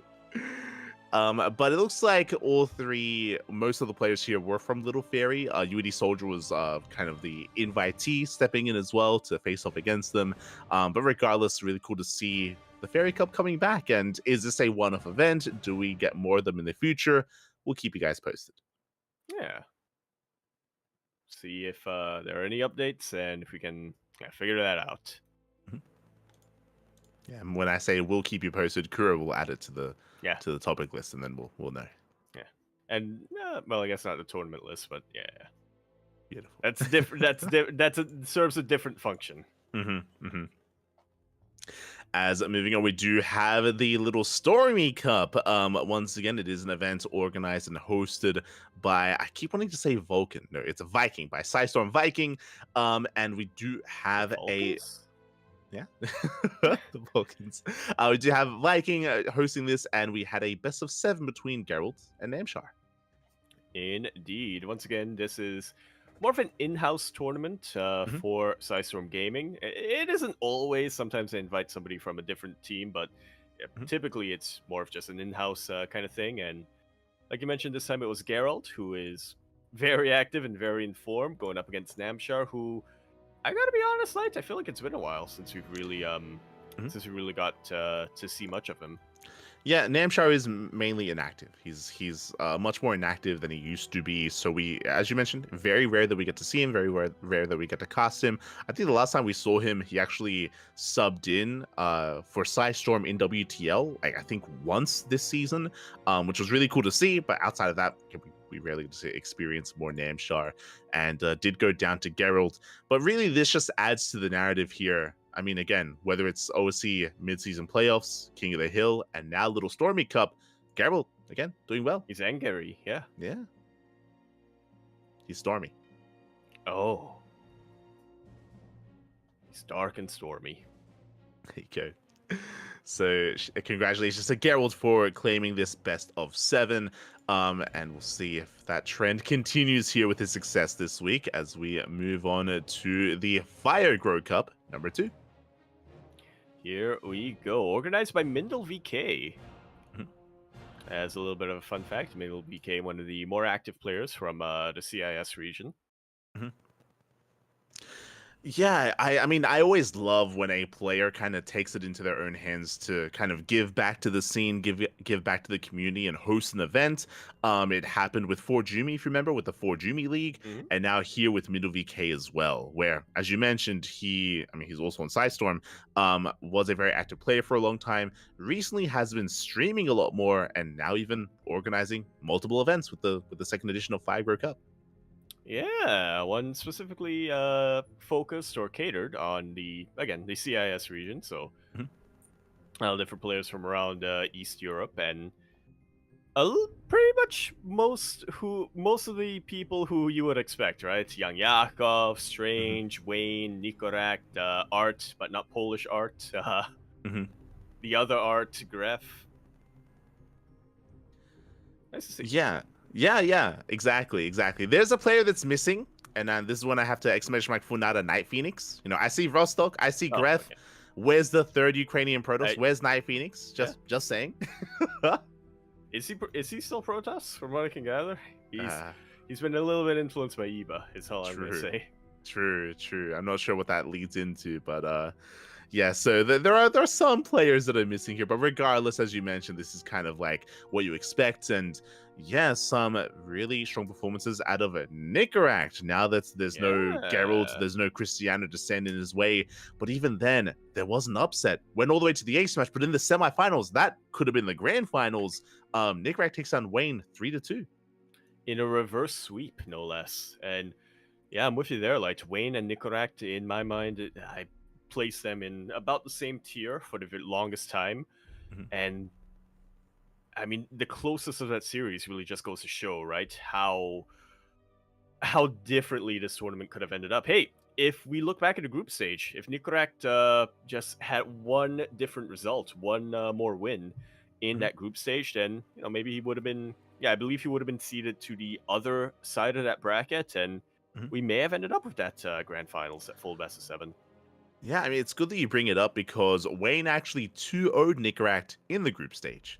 It was a Ooh. it was a round robin group stage, so everyone played everyone, and Wayne went undefeated. Which again, looking at this Right. bracket, looking at They- these groups, I would have pinned Wayne to take it all. Yeah. And they were best of twos as well, so maybe not even winning a series, just one different map Mhm. would have made all the difference. Yeah, this was very close and very up in the air until the very end. Exactly. So a very strong performance out of Nikrak. Not just him. We had Young Yakov also come out on top in the group stage of Group B, which also, looking at all these players, I would say the top two in my mind would have been Wayne and Young Yakov. But of course, Shameless is another rising star of this year. Shameless with the upset takes down Young Yakov 3-1. Even though Shameless hasn't had the best performance this week in the other events that we saw, Shameless is still, I would say of the caliber of some of the best players in Europe right now. He's been getting better and better results and taking down Young Yakov 3-1, and even going to the ace match against Nikrak showcases that. Like, that's a very strong run by Shameless. I'm just realizing that 3 of the 4 semifinalists were from Group A, Yeah. which possibly a testament to these players. Mm-hmm. Definitely, for sure. So, yeah, very impressive that Shameless takes on Young Yakov. Impressive that Shameless and Nikrak went all the way to the ace match as well. Shameless may not have won it, but coming in second place was clearly no easy feat. And a big shout out to Nikrak. He fought hard for it. I mean, again, any wrong step and he would have fallen to Wayne or even Shameless as well. So a very nice result here by Nikrak, and this kind of adds to that narrative as well that, a lot of these players like Nikrak have been getting better and better over the course of this year. Yeah. Hope to see them, fingers crossed, at DreamHack Stockholm. Yeah, or maybe Home Strike Cup. Again, we don't know. We don't know who's gonna get invited. Yeah. Take. Maybe Nicorrect. Maybe Nicorrect. Maybe Shameless. Yeah. Maybe Night Phoenix. Maybe so he Night can Phoenix. Yeah. take more selfies Night with cat ears. If Night Phoenix isn't in the always invite list, then I'm gonna have some questions over at over at who's in charge of invites. Aye. For those who don't know what we're referring to, we've seen Night Phoenix take selfies and post a lot of images with cat ears with pro players. I remember when he was actually on the couch when he was casting the games. Some people in chat were like, "Oh my god, a VTuber in real life!" It's like, yeah, that's Night Phoenix. Shaking my head. But yeah, with that, congratulations to Nikrak. Shout out to Shameless, Wayne, and Young Yakov as well, making it into the semifinals. On top of that, a special shout out to Mindle VK for hosting this event, and the fact that now this is the second Fire Grow Cup. I'm hoping to see more fire growing in the future. Oh, burn it all down. Oh no. Oh no. Wait, no, not that's. Not like this. So shout out to Mindle VK. Meanwhile, heading over to the other part of the world, over to Brazil, we have a little bit warmer. Yeah, exactly. Code for Giants Cup number 11. This is your bi-weekly Brazilian tournament, and we did feature, of course, the best players in Brazil. Inexorable also showing up here as well. Did team up with Baby Marine in the previous event in the Archon tournament, but here in 1v1. Yeah. Here in 1v1, making it all the way to the grand finals, where he faced off against Eric, but unfortunately, or fortunately for us, no bias, did fold him 3-1. I was actually awake for this, or at least the finals. I was shocked when I saw you in the chat. I was like, Papi, it's the sun is up and Yaku is awake. What's going on? Oh my god. Turns out all it takes is some Brazilian StarCraft to wake Yaku up in the morning. Yeah. Beautiful. I have to be there, I have to be there for the Carnival of StarCraft 2, Yeah. I have to show up. I have to inform everyone viewing what Eric stands for. True. What does it stand for? It stands for endurance. It stands for righteousness. It stands for intellect. It stands for kangaroo. And then the F in there stands for fear. There you go. Beautiful. So congratulations to Eric again. Eric, I mean, he usually is, I would say, the one of the stronger players here in Brazil in the region. He's the strongest Typically a Zerg favorite, player, at yeah. least in Brazil. But he has been knocked down from time to time. You know, we've seen him fall to Master. We've seen him fall and drop maps to Shakti as well. Not this time, though. This time, Eric, he takes down Shakti 2-0. Did drop a map to Inexorable in the finals. So, again, Inexorable, he has been improving a lot, as we mentioned before, has been practicing with a lot of other pro Terran players. Did take a map, but unable to take the series. Yeah, unfortunately not. He went through the ringer of TVTs by the looks of things. Had a little bit of a TVP as well at the start, but yeah, no TVZ, and so we got to see it in the series against Eric, but unfortunately, didn't quite go his way there. I don't actually remember, Light. I was awake, but I don't actually remember. Did Eric go Swarmhost in the series? He did not. I actually asked him about it. I was like, Eric, wait, when was the last time you went 2-base Swarmhost? Like, I miss it, Bappy. And he's like, you know, I'm a little bit out of practice, and it takes a lot of control and a lot of micro to pull off 2-base Swarmhost against Terran. Does it though? It's a complicated build. So he Right, wasn't I feeling guess too you do. confident. I guess you do have to be very careful with how you rally out of your Nidus. There's a little layers. There's a lot of layers to it. I do recommend watching some of the older VODs from last year from Eric going 2-base Stormhost. But currently he's not as confident in it, so he didn't quite whip it out. Did go 2-base Muta though. Did go for that. Which I would say is better personally, or I personally prefer it. I find it more exciting, but.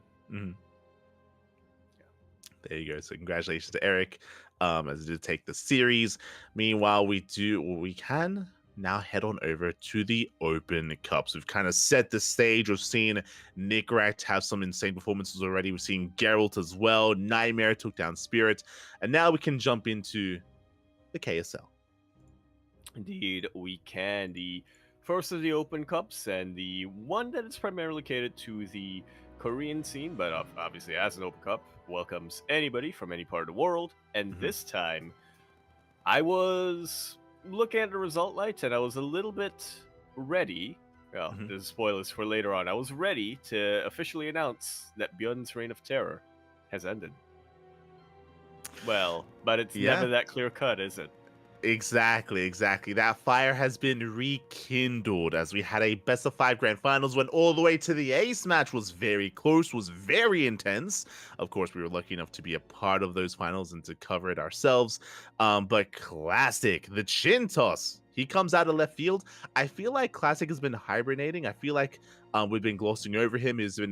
He hasn't been having the deepest of runs in these online tournaments recently, but now he comes out swinging this week. Yeah, he's been out in the mountains. He's been meditating. You know, Solar, when he said that the world has no Protoss, and it's amazing. Classic. He saw that. He said, "I'll show you a world of Protoss." Exactly. He was enjoying his time off, and then they dragged him back in. And Classic takes down Creator, takes down Dark 2-1, and takes down Beyond as well. So a big win here for Classic. Despite that, though, what I will quickly say is that the highlight, at least from our perspective, as we were covering some of the earlier rounds, was Ordinary. For those who do not know, Chance did name change once again. Chance, he's got a bit of an identity crisis, does name change quite often, and a couple of months ago did name change to Ordinary. But he had a crazy performance, taking down some very strong Protoss and Zerg players in the lead up to the semifinals. Yeah, I'm only now noticing that. Yeah. Very much. Pardon me, very much out of left field coming in here from Chance. I mean, we have seen Chance make a little bit of a splash here and there. Every now and then, he's not the most active player, but...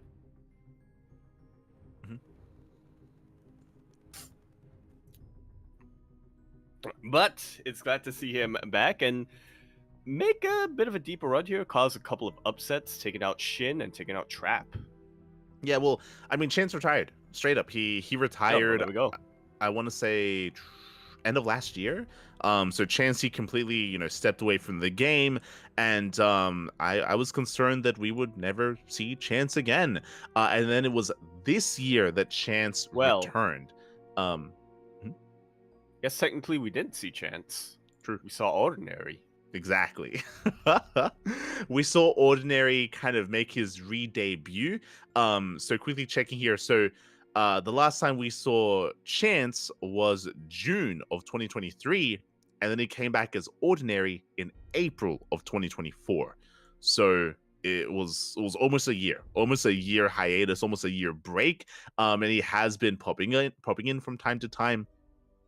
But the thing is, Ordinary, I mean, he's kind of like the new Zaun in a way, right? Or at least he was before he kind of sort of retired and I guess came back. Where he was an up and comer, he's rising through the ranks, but never quite kind of broke into the scene.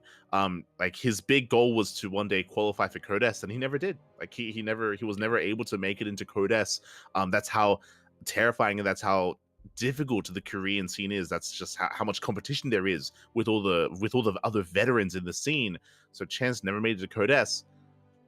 Considering that, to take down Trap and Shin, that's crazy. Oh yeah.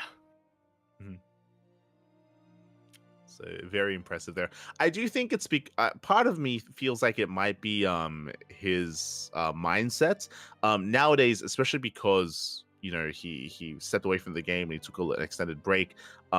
He has a full-time job nowadays and he only plays part-time. Like he plays like for fun basically. And I even asked him about it. He's like, no, yeah.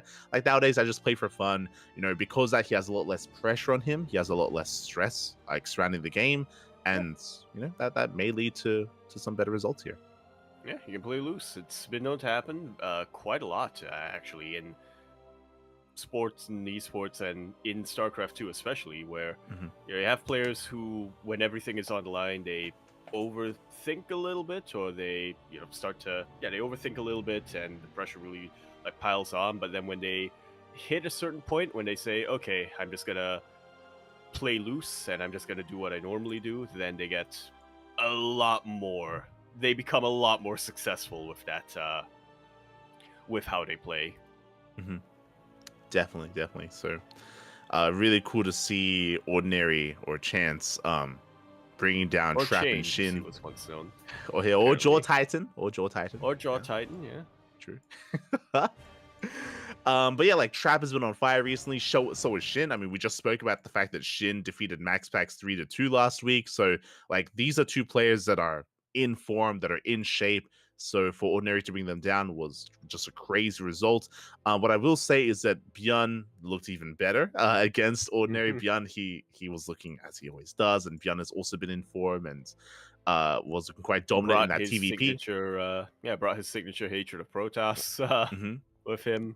Yeah. I mean, hey, he 2-0'd Nightmare, 2-0'd Ordinary, but did go down to Classic in the end. So yeah, just a really impressive performance there by Ordinary. Potentially, his PvT matchup is something that he still has to work on, but did look phenomenal in those other matches. Yeah. Hope to see more of him, but like you said, he's a little bit busy nowadays, so hope to see more of him, but wouldn't get my hopes up. Yeah, I'm sure we'll see him pop in from time to time, like maybe for a KSL or for another Open Cup. Speaking of other Open Cups, we have the Sparkling Tuna Cup. Number 65 was this week. We were missing some players. This time, Bjorn was not here to reprise his role. Neither was Trap. Trap was also a recent STC champion, was actually last week's STC champion. And they were there for KSL, but they were not here this week, so Shin was coming in as the heavy favorite, and Shin did stumble a little bit on his way to the finals. Yeah, almost got eliminated by GG Machine, from what I can see here. Yeah, he had a very close best of 3 ZVZ between himself and GG Machine. Likewise, not just Shin having his performance, but this was the return of Zaun. This was the first event, so we're fortunate enough to have hosted the event that had the comeback of Zaun, but this was his first tournament coming back from military. We can claim that. We can. We did. Yeah. Right over here, historic moment. STC 65. There you go. There you go.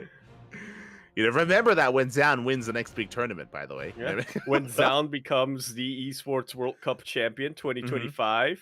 Yeah. And then the first thing he does on stage is say, "My name is actually pronounced Joyun." But Remember the that. second thing, though, the second thing he says on stage is going to be thank you so much to the CranKy Ducklings for hosting the Yep. Sparkling Tuna Cup, because that's the reason why he started competing again. Yep. There you go. There we go. Confirmed. That's a documentary that we'll be making. There you go. Exactly. Exactly. He had a very close series between himself and Azura. If you are maybe unaware, if maybe you don't know, Azura's in-game name is actually AX Down fan. So we made sure Kura made sure to rig the bracket and make sure they face off against each other in the round 16. Oh, that's why. That's why, even though it was close, it ended up in a victory for Zaun.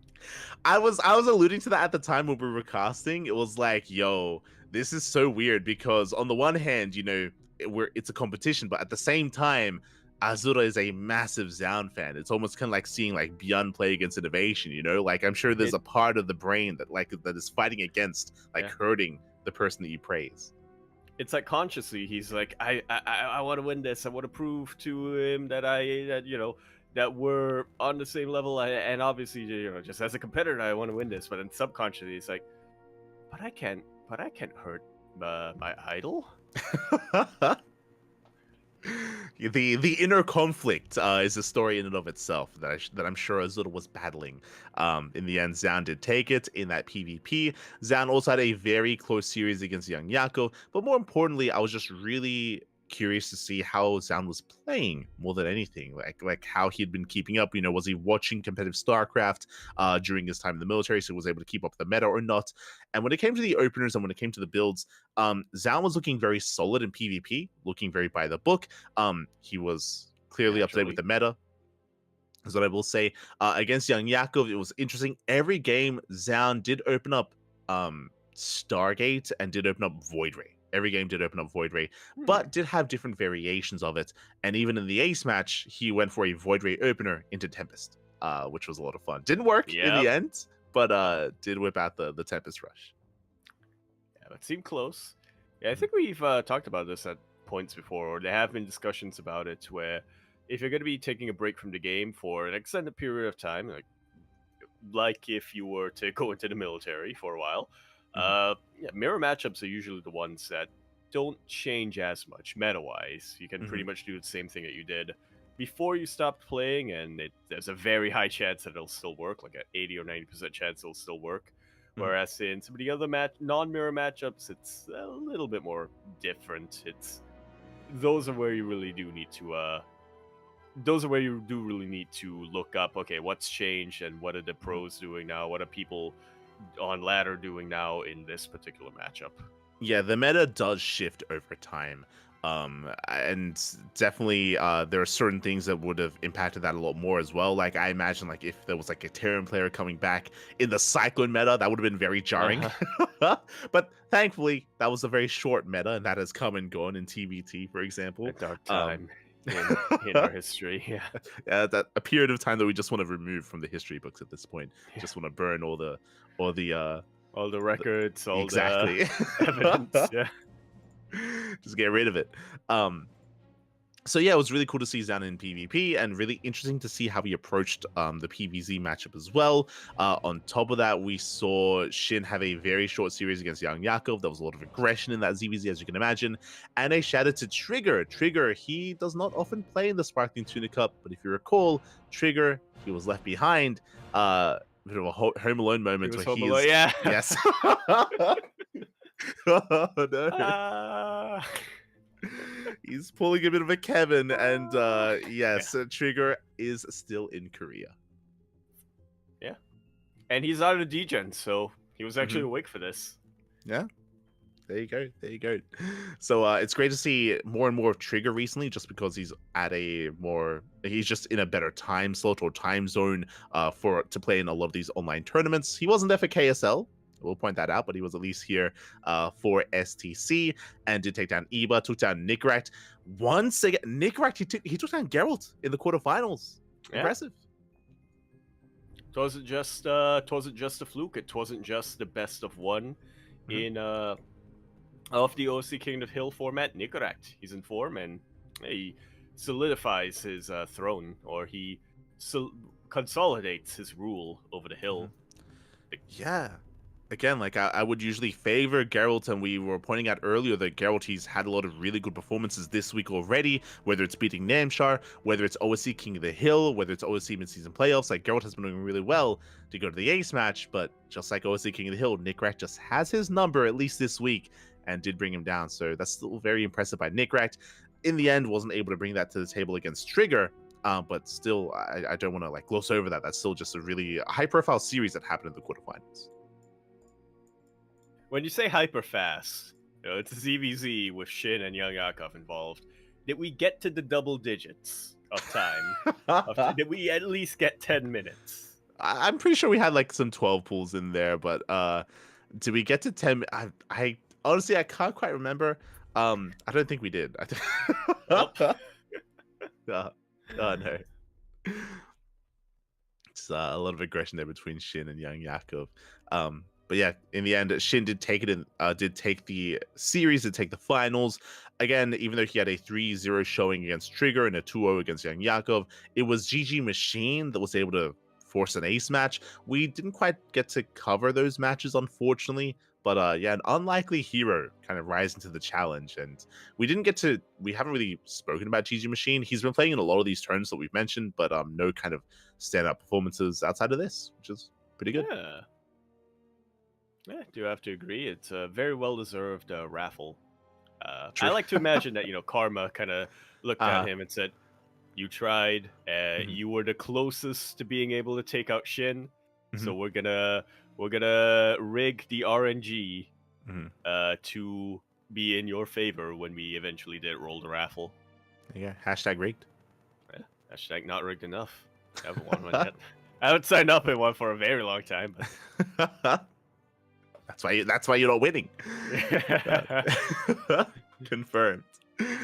So again, Shin did take it. So congratulations to Shin. Moving on to the Tenacious Turtle Tussle the next morning, we do have the return of Björn. Björn may not have been there for STC, but he was there for TTT.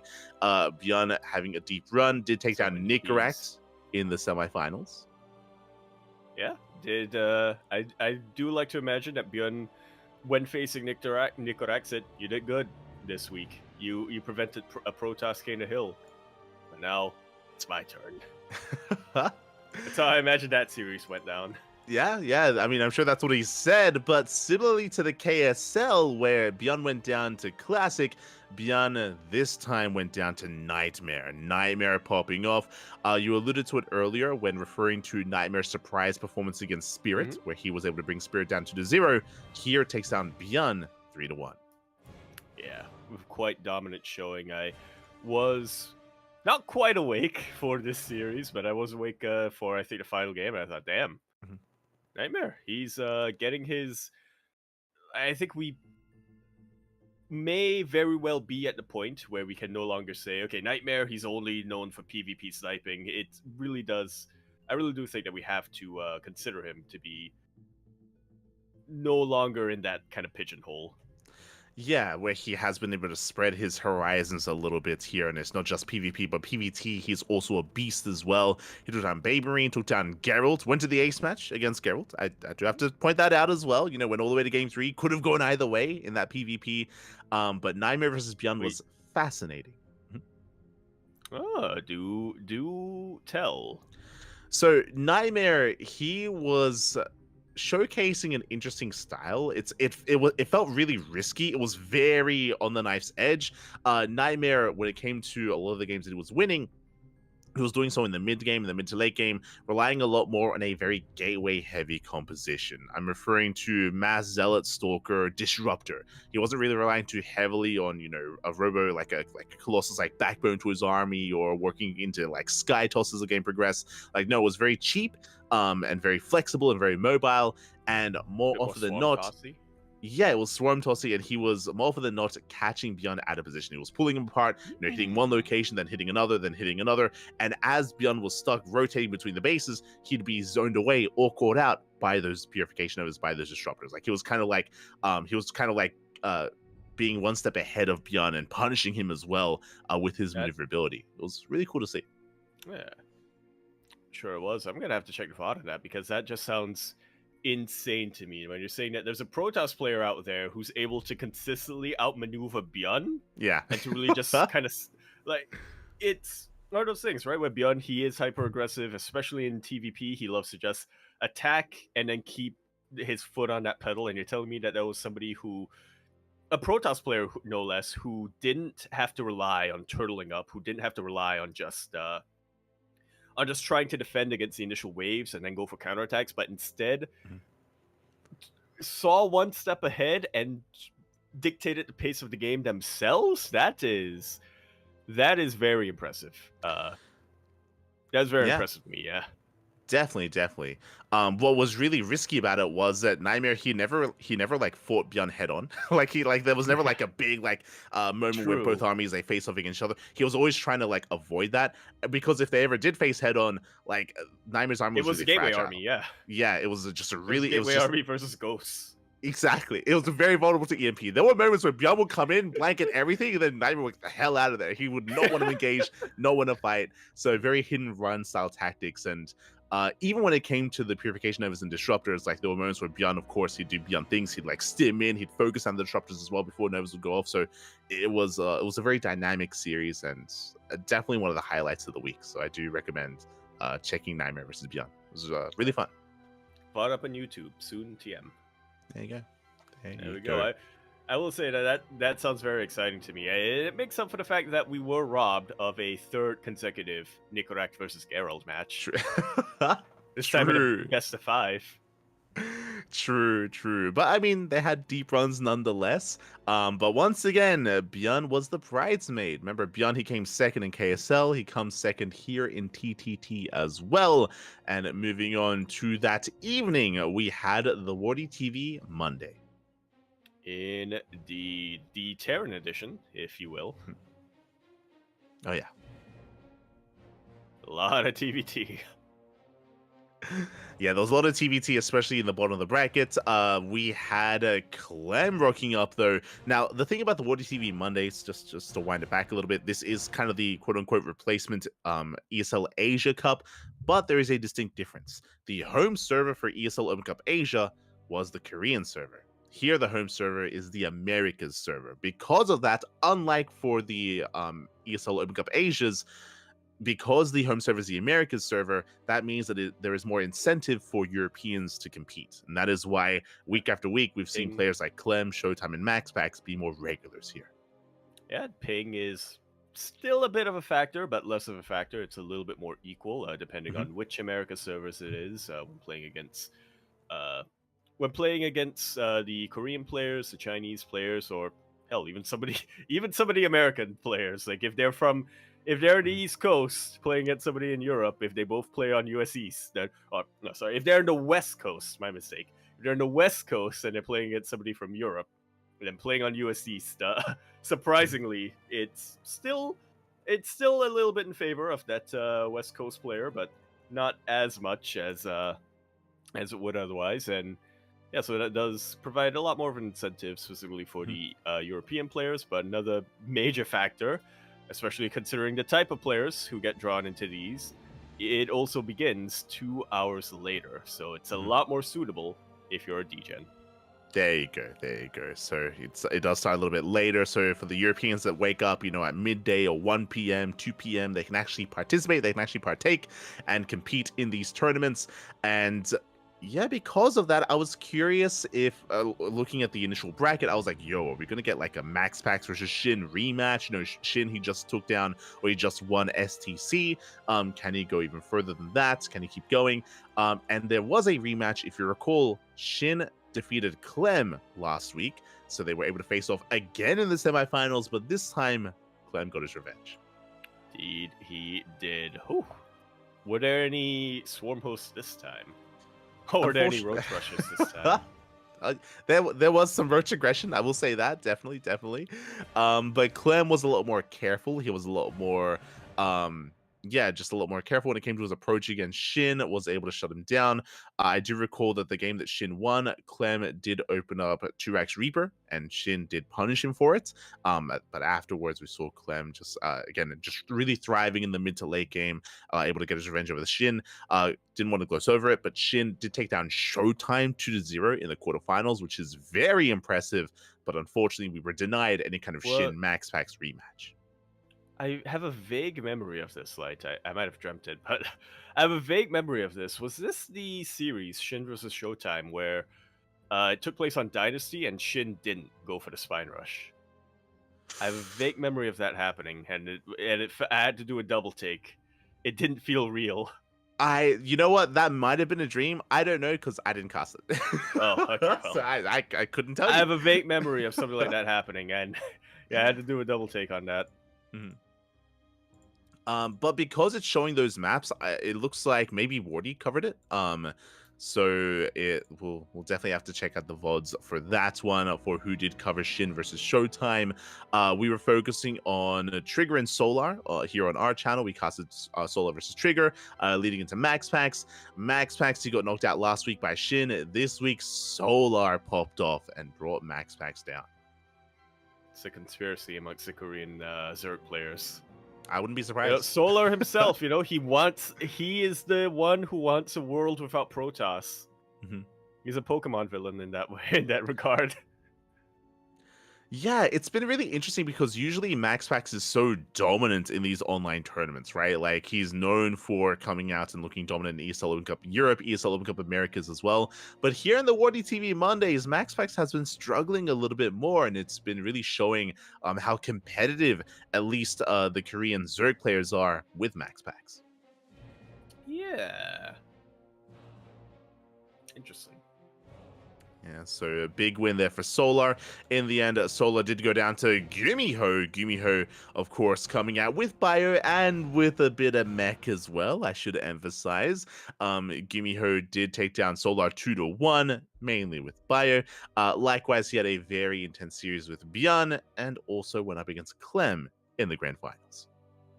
Indeed, he did. Now, yeah, Gumiho ran through the gauntlet of TVT, did end up falling to Clem 3-1, but honestly, the most impressive result from the side of Gumiho to me, Light, is the fact that he 2-0'd Ryung. Oh, yeah. That is not something that should happen.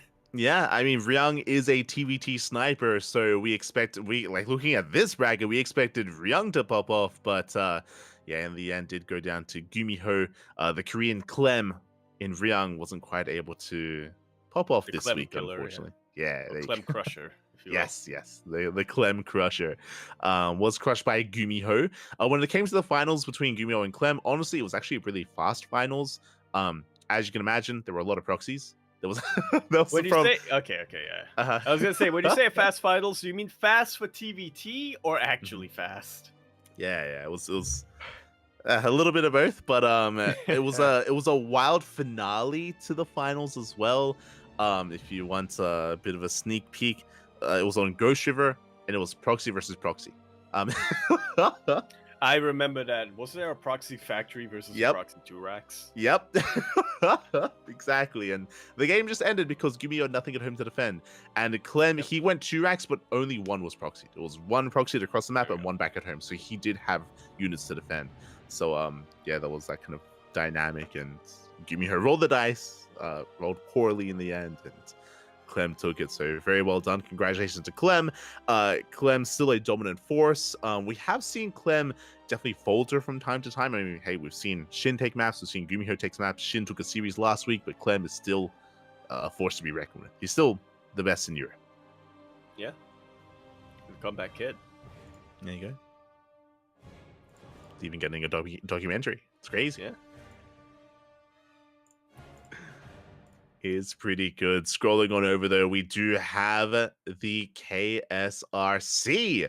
We have the Kalara Steadfast Roddy Cup.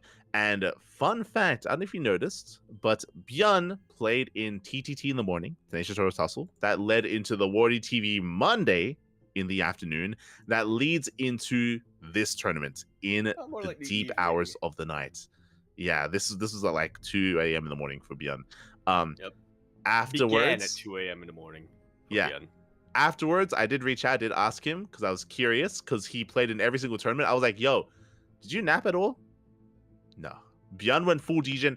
He pulled off an all-nighter to play in every single tournament. Crazy. Yeah. That's what losing in 2 finals to Protoss does to you.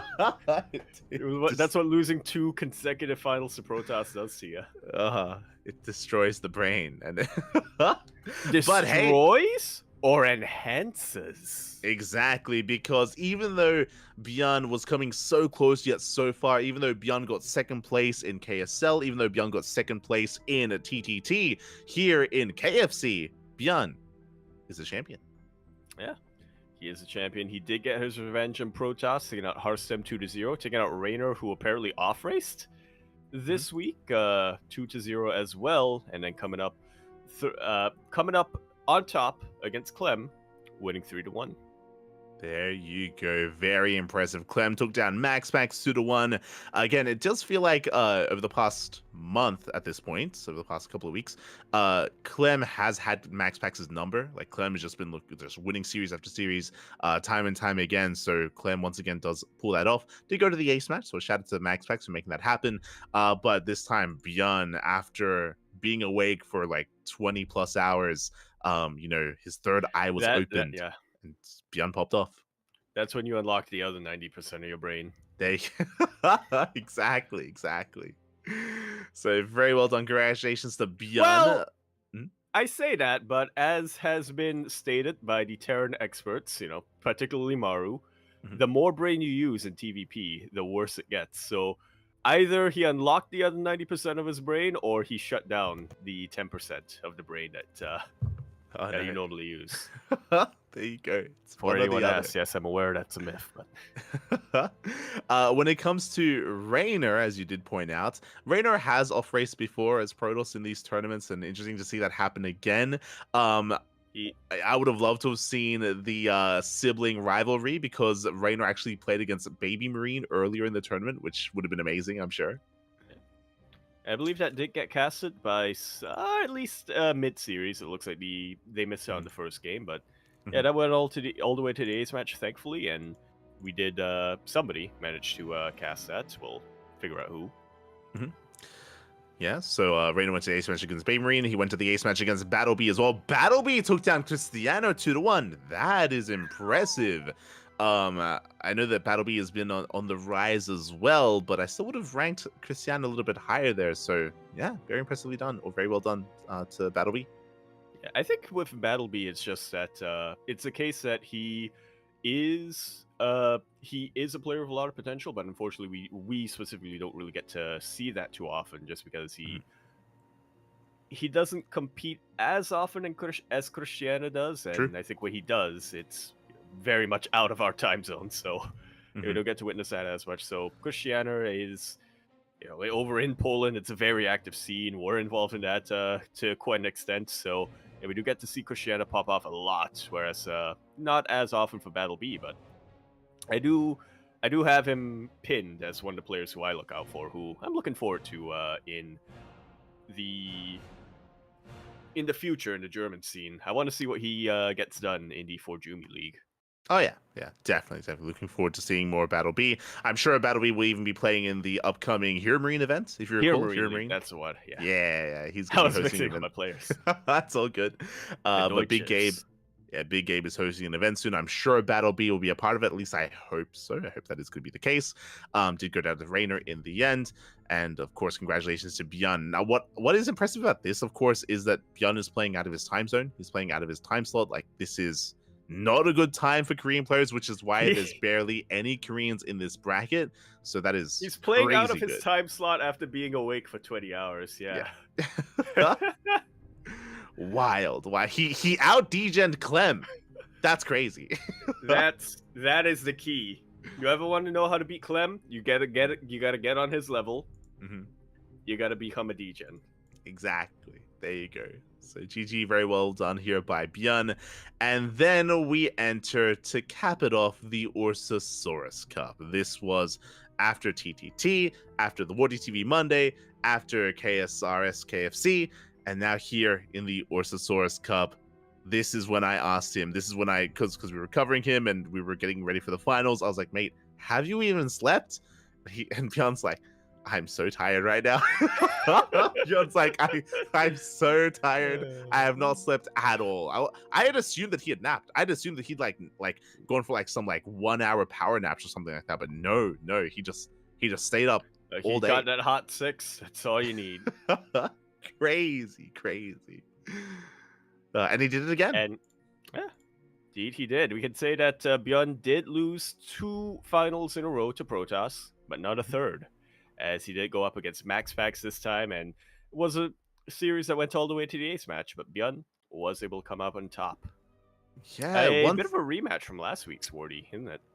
Yeah, it is a bit of a rematch here. I mean, once again, even though MaxPax, he does typically thrive in these online tournaments recently, whether it's Shin, whether it's Solar, and now Björn as well, they're all threatening MaxPax, and I do appreciate that just because I'm so used to seeing MaxPax there be a much larger kind of skill delineation between himself and all these other players, but that gap is closing here, and it was still close. It still went all the way to the ace match, but impressive stuff here by Björn to take it all. Yeah, after being awake for that long. Sure. exactly. Did it hurt? Did it help? It's hard to say. I mean, if you look at the results itself, True. it seems as though it helped. Yeah. We don't know what the other variables are, but it's the only variable. Based on the results we got, seems like it helped. There you go. It's correlation there. Some other big matches that did occur, though, of course, was we had Shin versus Estrella. Went to the ace match. Yeah. No, I was worried that you were going to be continuing to the next one, but yeah. Shin versus Estrella, that did happen, and that did go all the way to the ace match. Yeah, very impressive stuff there by Estrella. Estrella, sometimes it can be hard to place him, sometimes it can be hard to rank him. We were lucky enough to cast that series, and he had a crazy comeback. Shin, I think he was up, I want to say 20 or 30 workers. He had crippled Estrella. Okay, so set the stage. We have the ace match. We have the ace match on Oceanborn. Shin goes for a 3-base all-in. He cripples the economy. Estrella, he's limping along. Estrella, he barely holds on. He barely survives. And Shin keeps being aggressive and keeps trying to kill him. And that goes on for another 5 minutes. Where Shin likewise doesn't have the best economy behind it because he's trying to kill Estrella. Estrella's barely holding on by a thread. The game progresses another 5-10 minutes, and then we get to the late game. Estrella maxes out, Shin maxes out, and that early aggression, that early deficit that Estrella once had isn't there anymore. And now he's got a maxed out Skytoss army. Shin's getting into Corrupted Broodlord, and Estrella takes it. I mean, Estrella, he's able to come back, slow the game down, and do what he does best, which is late game army control, which I feel like Estrella has refined in the NA region. Oh yeah, and he's the best player in the NA region, the Americas region, arguably, for a reason. And it's impressive to see. Now, my one question here, Light, is I'm not sure if you casted the entire series, but was Dynasty played in Shin versus Estrella? Because I swear it was. I swear I can remember one. I swear I remember Shin not spine rushing at least once in a ZVP on Dynasty. Was this the one? I believe he did play on Dynasty, and oh god. I think he did though. I think he did spine rush. I guess I dreamt it. Well, I guess I dreamt it. He did spine rush Estrella because I remember Estrella shut it down. He defended actually really well against it, and I was theorizing that maybe it's because of Trigger, because Shin also spine rushed Trigger and defeated Trigger, and the way that Astray was responding to it made it look like Astray was familiar with it. And I don't think Astray has played against Shin in recent times, so maybe he was watching, or maybe Trigger let him know. Maybe. I mean, I know Australia was part of the D-Gen house in True. Korea. That's what we're officially calling it now, the D-Gen house in Korea. Oh, God. You're an animal. You're an animal. Yeah, so that was another game that Astray was able to take in the end. Was the game where on Dynasty where Shin did open up Spine Rush and Astray was able to shut it down quite well. Man, nice to see. Yeah, Shut maybe down we quite should well, and then maybe we go should series, stop hmm? spine rushing. I don't know. Maybe we Yeah. should just veto Dynasty like a normal human being. Just saying. I don't know. God, crazy. Mage ahead. Likewise, Yeah. Astray also went to the ace match against Björn. Honestly, he likewise had a very close series against Björn as well. That could have gone either way. It was very close, but that would have ruined the storyline. So Björn, he had to win it. He had to Oh yeah, take down Max Pax. the narrative, Papi. Exactly. So I'm putting in the documentary. It's all coming in. So yeah, just a really beautiful way to end the 24-hour marathon of Björn. Even though he may have had some good runs and good performances throughout the week, it was really towards the tail end of the week in this kind of 24-hour period where Björn popped off and won some unlikely tournaments. A few there. At highlights, nice to see Zaun active here again as well. So yeah, nice to see that he is looking to get back on that grind. Yeah, he took down T-Ball 2-0, went down to Geralt. Again, Geralt is another big name that was performing quite well this week. Went down to Max Pax in the end, but a strong performance nonetheless. And yeah, GG. Yeah, GG. We also have it confirmed what our next show match here for the Ursasaurus Cup is going to be. The American Players show match. It is going to be Epic versus Estrella. Ooh. Epic, who is also scheduled to have a show match against Vindicta from last week's result. Yeah, Epic, it's really cool to see him being very active in the Ursasaurus Cup at least. Epic, he's a very strong player from the Americas, but typically does only play in like these more regional, more local kind of online tournaments. So really cool to see him at least performing well here in the Ursasaurus Cup. And yeah, we'll be seeing his show matches in the future, in the coming weeks. Yeah. Have they decided if they're just gonna have it all in one day or if they're Yeah, makes the most sense. Yeah, we don't have a date yet, but soon TM. Keep an eye out for the announcements of the next big tournament, of all the show matches. Keep your eyes up and open, unlike mine. And there you go. And with that, we have the Warty TV Festival. Now, last week we were going over all of the qualifiers, if you recall, and how there was a little bit of confusion because we had some players that were playing in multiple qualifiers when they shouldn't have been. No names, but you can see it on the bracket who were Funaraing. You can. So last week we were going over all the qualifiers, but now we can jump into the event itself, which has been happening this week and is actually even happening as we speak at the moment as well. Indeed, it is. Group C is currently underway over on Warty's channel, but before that, yesterday and the day before, we had the conclusions of Group A and B. We did. So very quickly, we have our qualified and invited players. We had Max Pax, Trap, and Showtime making it through the qualifiers. We had Björn and Ryung making it through, for Protoss. We had Björn and Ryung for Terran. We had Rogue and Shin for Zerg. We had Björn and Ryung. True. True.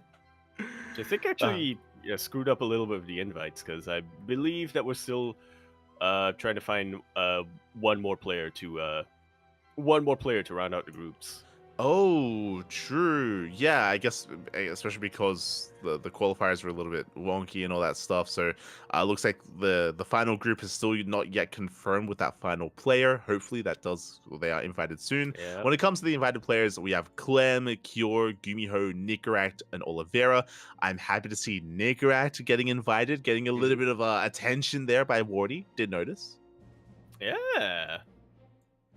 Much appreciated there for the protest side. We have Creator coming back here once again, as well as Geralt, Christiana, Mana, and Nightmare, who, similarly to Nicaract, has been rising up quite a bit in recent weeks. And for the Zerg side, only 2 invites, unfortunately. It was unfortunately for some, fortunately for others, like me.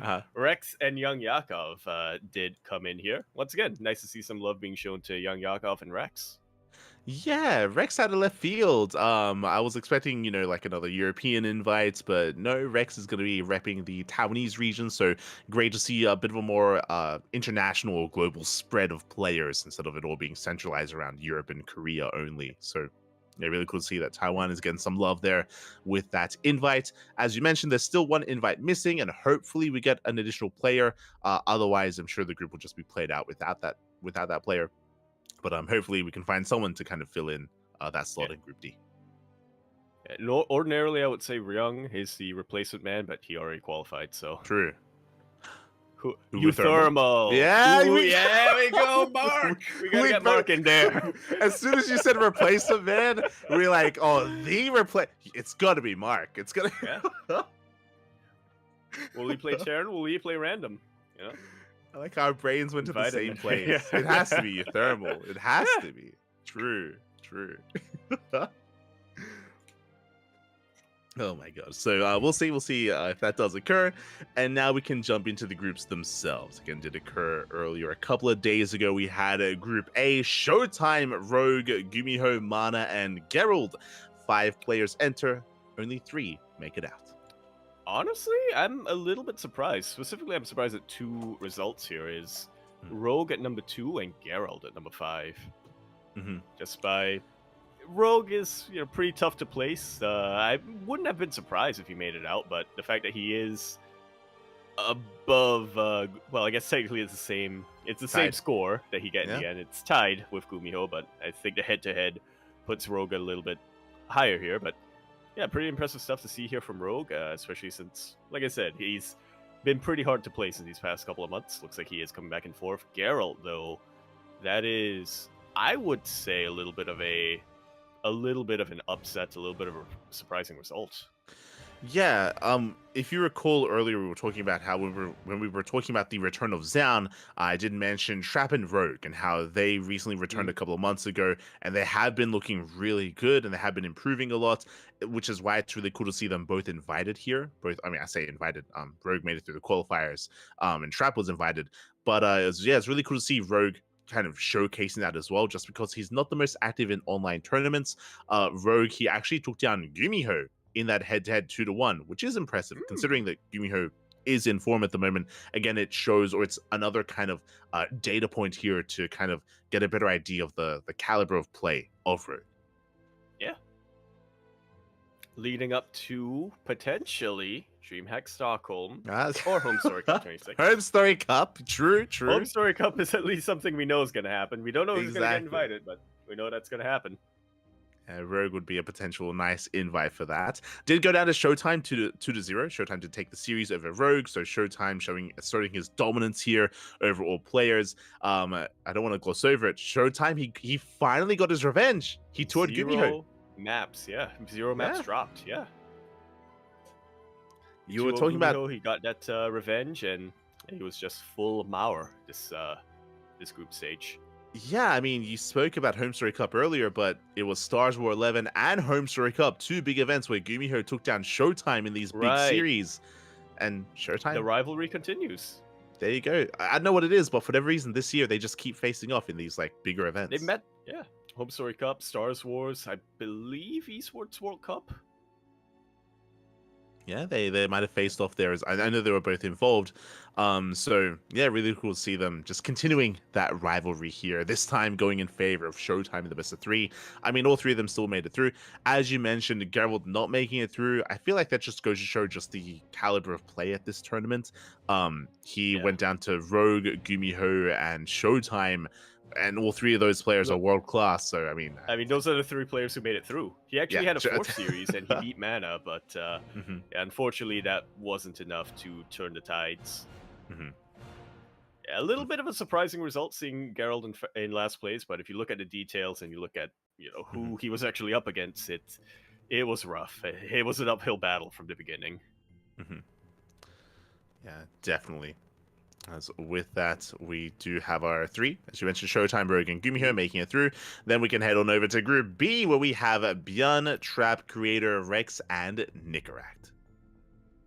This time Björn slept beforehand, right? Oh, that's a good question. Hold on. This was the 25th. This was September. Okay, Yesterday. Okay. Yeah. This was He yesterday. probably slept. He did. He got to sleep. Yeah, he got to sleep. As far as we're assuming, Mm-hmm. he may have just been awake for these past 3 days. It's possible. He's past 48, 52, 72 hours. Aye. But yes, Bjarni comes out in first place. He was able to bring everyone down. He did go to the ace match against Trap. Bear that in mind. Trap did take a map off of Björn, was the only one to do so. Outside of that, Björn did have a more dominant performance. Indeed. Yeah, like you mentioned, Beyond Trap and Creator, not a huge surprise that they were the ones who made it out of the group. Yeah, when it comes to the results, though, something that I find quite interesting here is I was curious which maps were taken in and who was able to take what series. Nicaract, he went down to Björn, he went down to Rex, went down to Trap. Nicaract 2-0'd Creator. Yeah. That's crazy. It very much so is.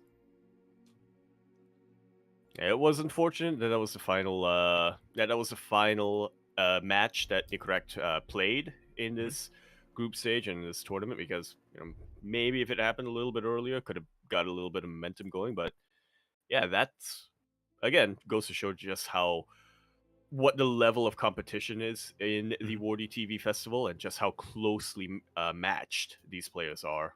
Definitely. So, a shout out to Creator, Trap, and Björn for making it out. And again, to see Nicaract taking down Creator 2-0 is very impressive. Nicaract, his TVP is looking very scary. It's very aggressive. It's very committed as well. So it looks like he might have been able to catch Creator off guard in that series. May have gone down, but at least didn't go down without a fight. Yeah. And I'm gonna assume that that's also going to be the case here in Group C. I chose not to refresh the bracket because I don't want any spoilers going on here, and they don't want to reveal them live either. But it is currently on the way, and yeah, I do imagine we're going to see a very similar scenario where there's going to be only 3 players are going to be making it out, but the 2 that don't make it out will at least take a couple maps or maybe even a series. Well, because we weren't able to see the groups last week, just because the qualifiers were still going on, we could actually have a little bit of fun this time. We have Group C and Group D. Group C is currently underway, of course. Predictions, Yaku. Predictions. We have our 5 players. We have Nightmare, MaxPax, Oliveira, Cure, and Young Yakov. 5 very strong players in this group. You could even argue this might even be the group of death, to be fair. There might be like it's hard to predict a clear favorite here, yeah. Yeah, so who would you... I'm not necessarily saying the rankings. I'm not going to go that far, but which 3 do you think will make it out? Well, I gotta be honest, like, Nightmare has really been impressing me this past week. And especially since there's only one Zerg player in here in Young Yakov, True. I think it's very, very doable for Nightmare, so I'm gonna put him up there. Oliveira, I always gotta cheer for my boy, old mate Peinan. Peinan Joa. So Nightmare, Oliveira, and... I might be revealing my bias here, but I'm gonna go with MaxPax over Cure. Oh, okay. Over Cure or Young Yakov. Over Cure. I still hold a grudge for. I still hold a grudge against Cure for embracing the Cyclo meta. It's what I'm gonna go for. I mean, I wouldn't be surprised if Cure makes it out. I mean, he is just a great player, but I still hold that grudge. I'm like, Cure, you were supposed to cure the sickness, the degenness, not embrace it. You became the sickness. No. SMH ahead, Cure, and yeah, Young Yakov is obviously the underdog here. I would love to see him make it through, but he's got a very tough road ahead of him. Yeah, like as you mentioned, I do feel like Young Yakov is the current weakest player in the group. Could cause upsets, 100%. But the other 4 are very interchangeable. I would probably have to echo you though. I think I'm also I think I also feel like oh my god. Yeah, I'm not gonna echo that part. I don't think. Oh my god. Calm down, Yaku. Calm down. I do think that despite Max Pax maybe struggling in some of these online events this week, he's still been having some really deep runs. I do think that Max Pax should be able to make it out of this group. Likewise, Nightmare has been looking very impressive, specifically this week. So I do think that he's on fire. I do think that he can keep up the momentum. I want to say that he can make it out. Oliveira as well as one of the best Terrans in the world, right off of the back of the event in Bulgaria, where Oliveira came second. We spoke about that last week. We didn't really get to bring it up here because we haven't seen Oliveira in any of these online tournaments. But Oliveira did just come out second place in an offline event, in a massive offline event. So I do feel like he should be another sure thing out of this group. Oh yeah, he's got the momentum going. But again, it's totally possible for Kira to make it out as well. It's just there's Yeah. a little bit more excitement around the other three than Kira at the moment. Yeah. But could definitely make it through as well. Yeah. Oh, and if he does, hopefully he does it without cyclone builds. He can still make cyclones. It's just don't build it. Don't base an entire build around them, please, Cure. There you go. When it comes to Group D, which is tomorrow, by the way, Group D is going to be taking place tomorrow. We only have 4 players currently confirmed: Shin, Cristiano, Ryung, and Clem. But there's also TBD to consider. Oh, I got my eyes on him. Just saying. TBD. I like him. I like his chances. I like him too. we don't know too much about him, but don't. that's what makes him so much scarier, right? Yeah, we like the mystery. We like the ambiguity, the stoicness. Yeah. Ryan, who do you think? Top 3? I'll go with top 2 first. Obviously, I mean, Clem is a heavy favorite coming into this, so Clem definitely. With the TBD, it throws a bit of a wrench into plans, but I mean, Shin has been looking really good in these past couple of online events, been refining a lot, and I guess it's no surprise for me specifically. I got him on my keyboard. I gotta go with Ryuk over Cristiano. The Tuna Terran himself. I mean, those are some strong picks. Those are definitely some strong picks. I do agree in the sense, Shin and Clem, I think they're top 2. Clem and Shin, I do think they should be able to make it out of this group. I think they're both very much so in form. When it comes to the third player, that's a little bit more up in the air. I want to get behind the Tuna. I want to get behind... that means multiple things, though. We got Ryung, the Tuna Terran. Meanwhile, we got Cristiano, the Sparkling Tuna as well. Sparkling Tuna. Yeah. Honestly, I'm the most excited S13. for that series. Yeah, I want to see them face off, and I feel like the winner will make it through. Honestly, I think it's going to come down to Cristiano and Ryung. Nope. Going to come down to that best of 3. The winner will make it through and will claim the title. Yeah. Of the Tuna. Battle of the Tunas. Mate, let's go. I'm actually really excited for Cristiano versus Ryung. So, I look forward to that. That's going to be taking place tomorrow over on Wardy's channel. So do look forward to it. TBD is also a wild card. It could be, a player like Wayne. It could be Zaun, for example. It could be thinking of a Terran example. Yeah, it could be Zaun. To have. He's only been back for like 2 weeks, but if he's available, could be Trigger. Could be Estrella. Could be anyone. Could be anyone. Yeah. Could even be you. It could be you, viewer. Yeah. Could be. Trigger, if you're watching. So do look forward to it over the rest of the week. When it comes to the playoff bracket, that is also scheduled for this week as well, which is quite an intense schedule. So it's going to be today Group C, tomorrow Group D, and then the day after that is the beginning of the round of 12. Yeah, I believe Saturday is going to be the round of 12 and the quarterfinals, or at least half of the quarterfinals. I'm not sure how Woody really plans to split up, and then Sunday is going to be the rest of the playoffs. Yeah. So a very intense week here, and of course we'll be going over the results in next week's podcast. Indeed, we will. We're gonna have our minds blown as TBD just wins the entire thing. Exactly. And with that, I believe that is the wrap up of every event this week. The wrap up of every event this week. Some interesting content that has come out recently as well. and some of the upcoming announcements to look out for. Oh yeah. And with that, particularly Home Story Cup, I guess that's the main one that we I think the only one that we really talked about. yeah, Home Story Cup, the future documentaries as well. But when it comes to upcoming events, that is when the sign-up list comes into play. If you're a player out there, or if you want to take part, then there is a link to the sign-up list where you can sign up for every event that is coming up here in the StarCraft community, in the StarCraft scene. And there is the event that you alluded to when referring to seeing how Battle B performs, how Forjumi performs, how the German scene comes together. Gabe's tournament, the big Gabe Ziperian Craft, is tomorrow. It's Experian. Not the big gate Pretty sure battle. it's but Experian. Experian? Okay. Experian? Okay. Mhm. Not the big gate battle, but the Mhm. Experian Cup. Yeah. Yeah. So that's actually tomorrow. I didn't realize how soon it was gonna be. Ooh. Showtime gonna have to crunch. He will. Oof. So we have the Big Gabe event tomorrow. We have the StarCraft Evolution League over the weekend. We have STC, TTT, Water TV Monday, which is the source. I mean, all of our regular weekly events are coming back as always. So do look forward to the upcoming tournaments. Yeah.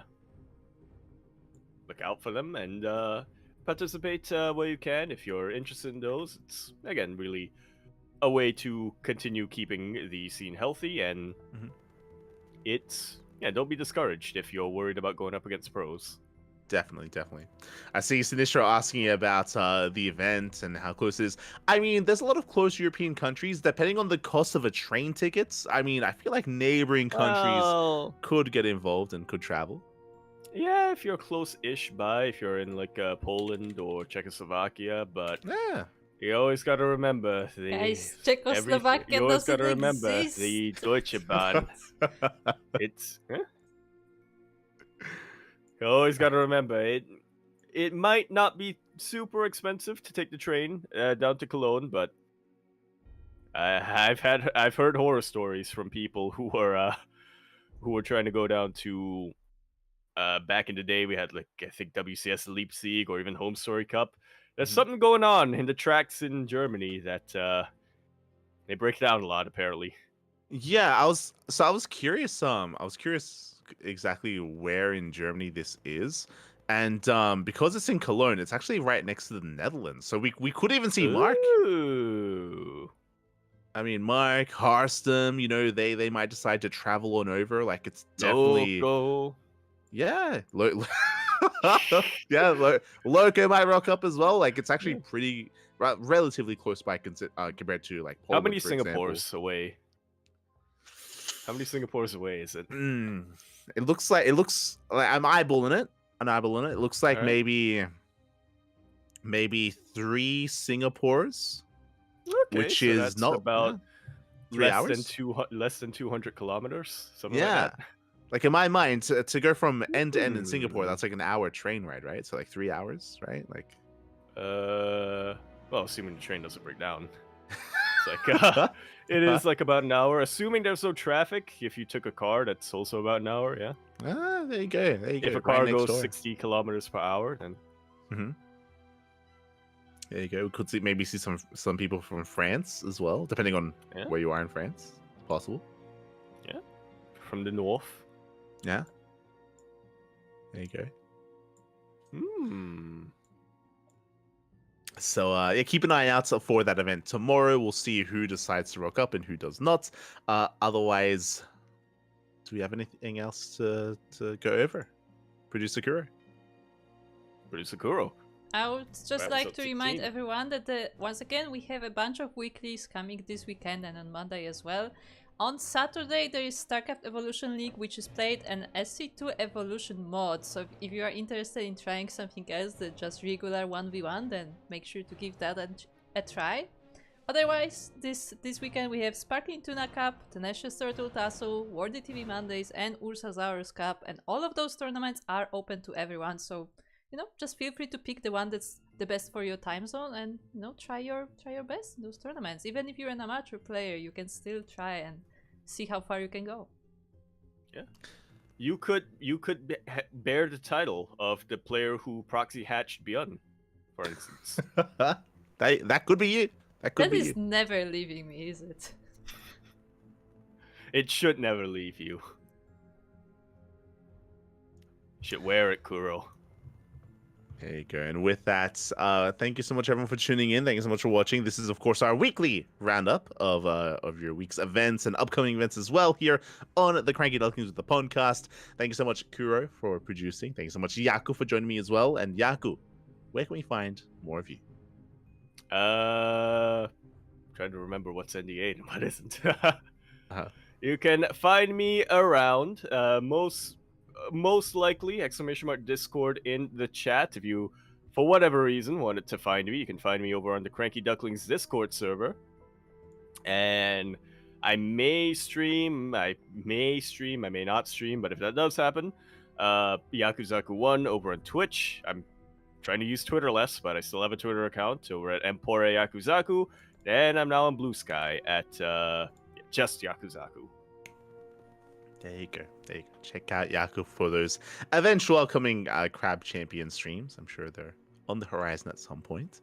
Otherwise, you can follow myself at light_VIP. I do stream throughout the week whenever I can. I streamed yesterday.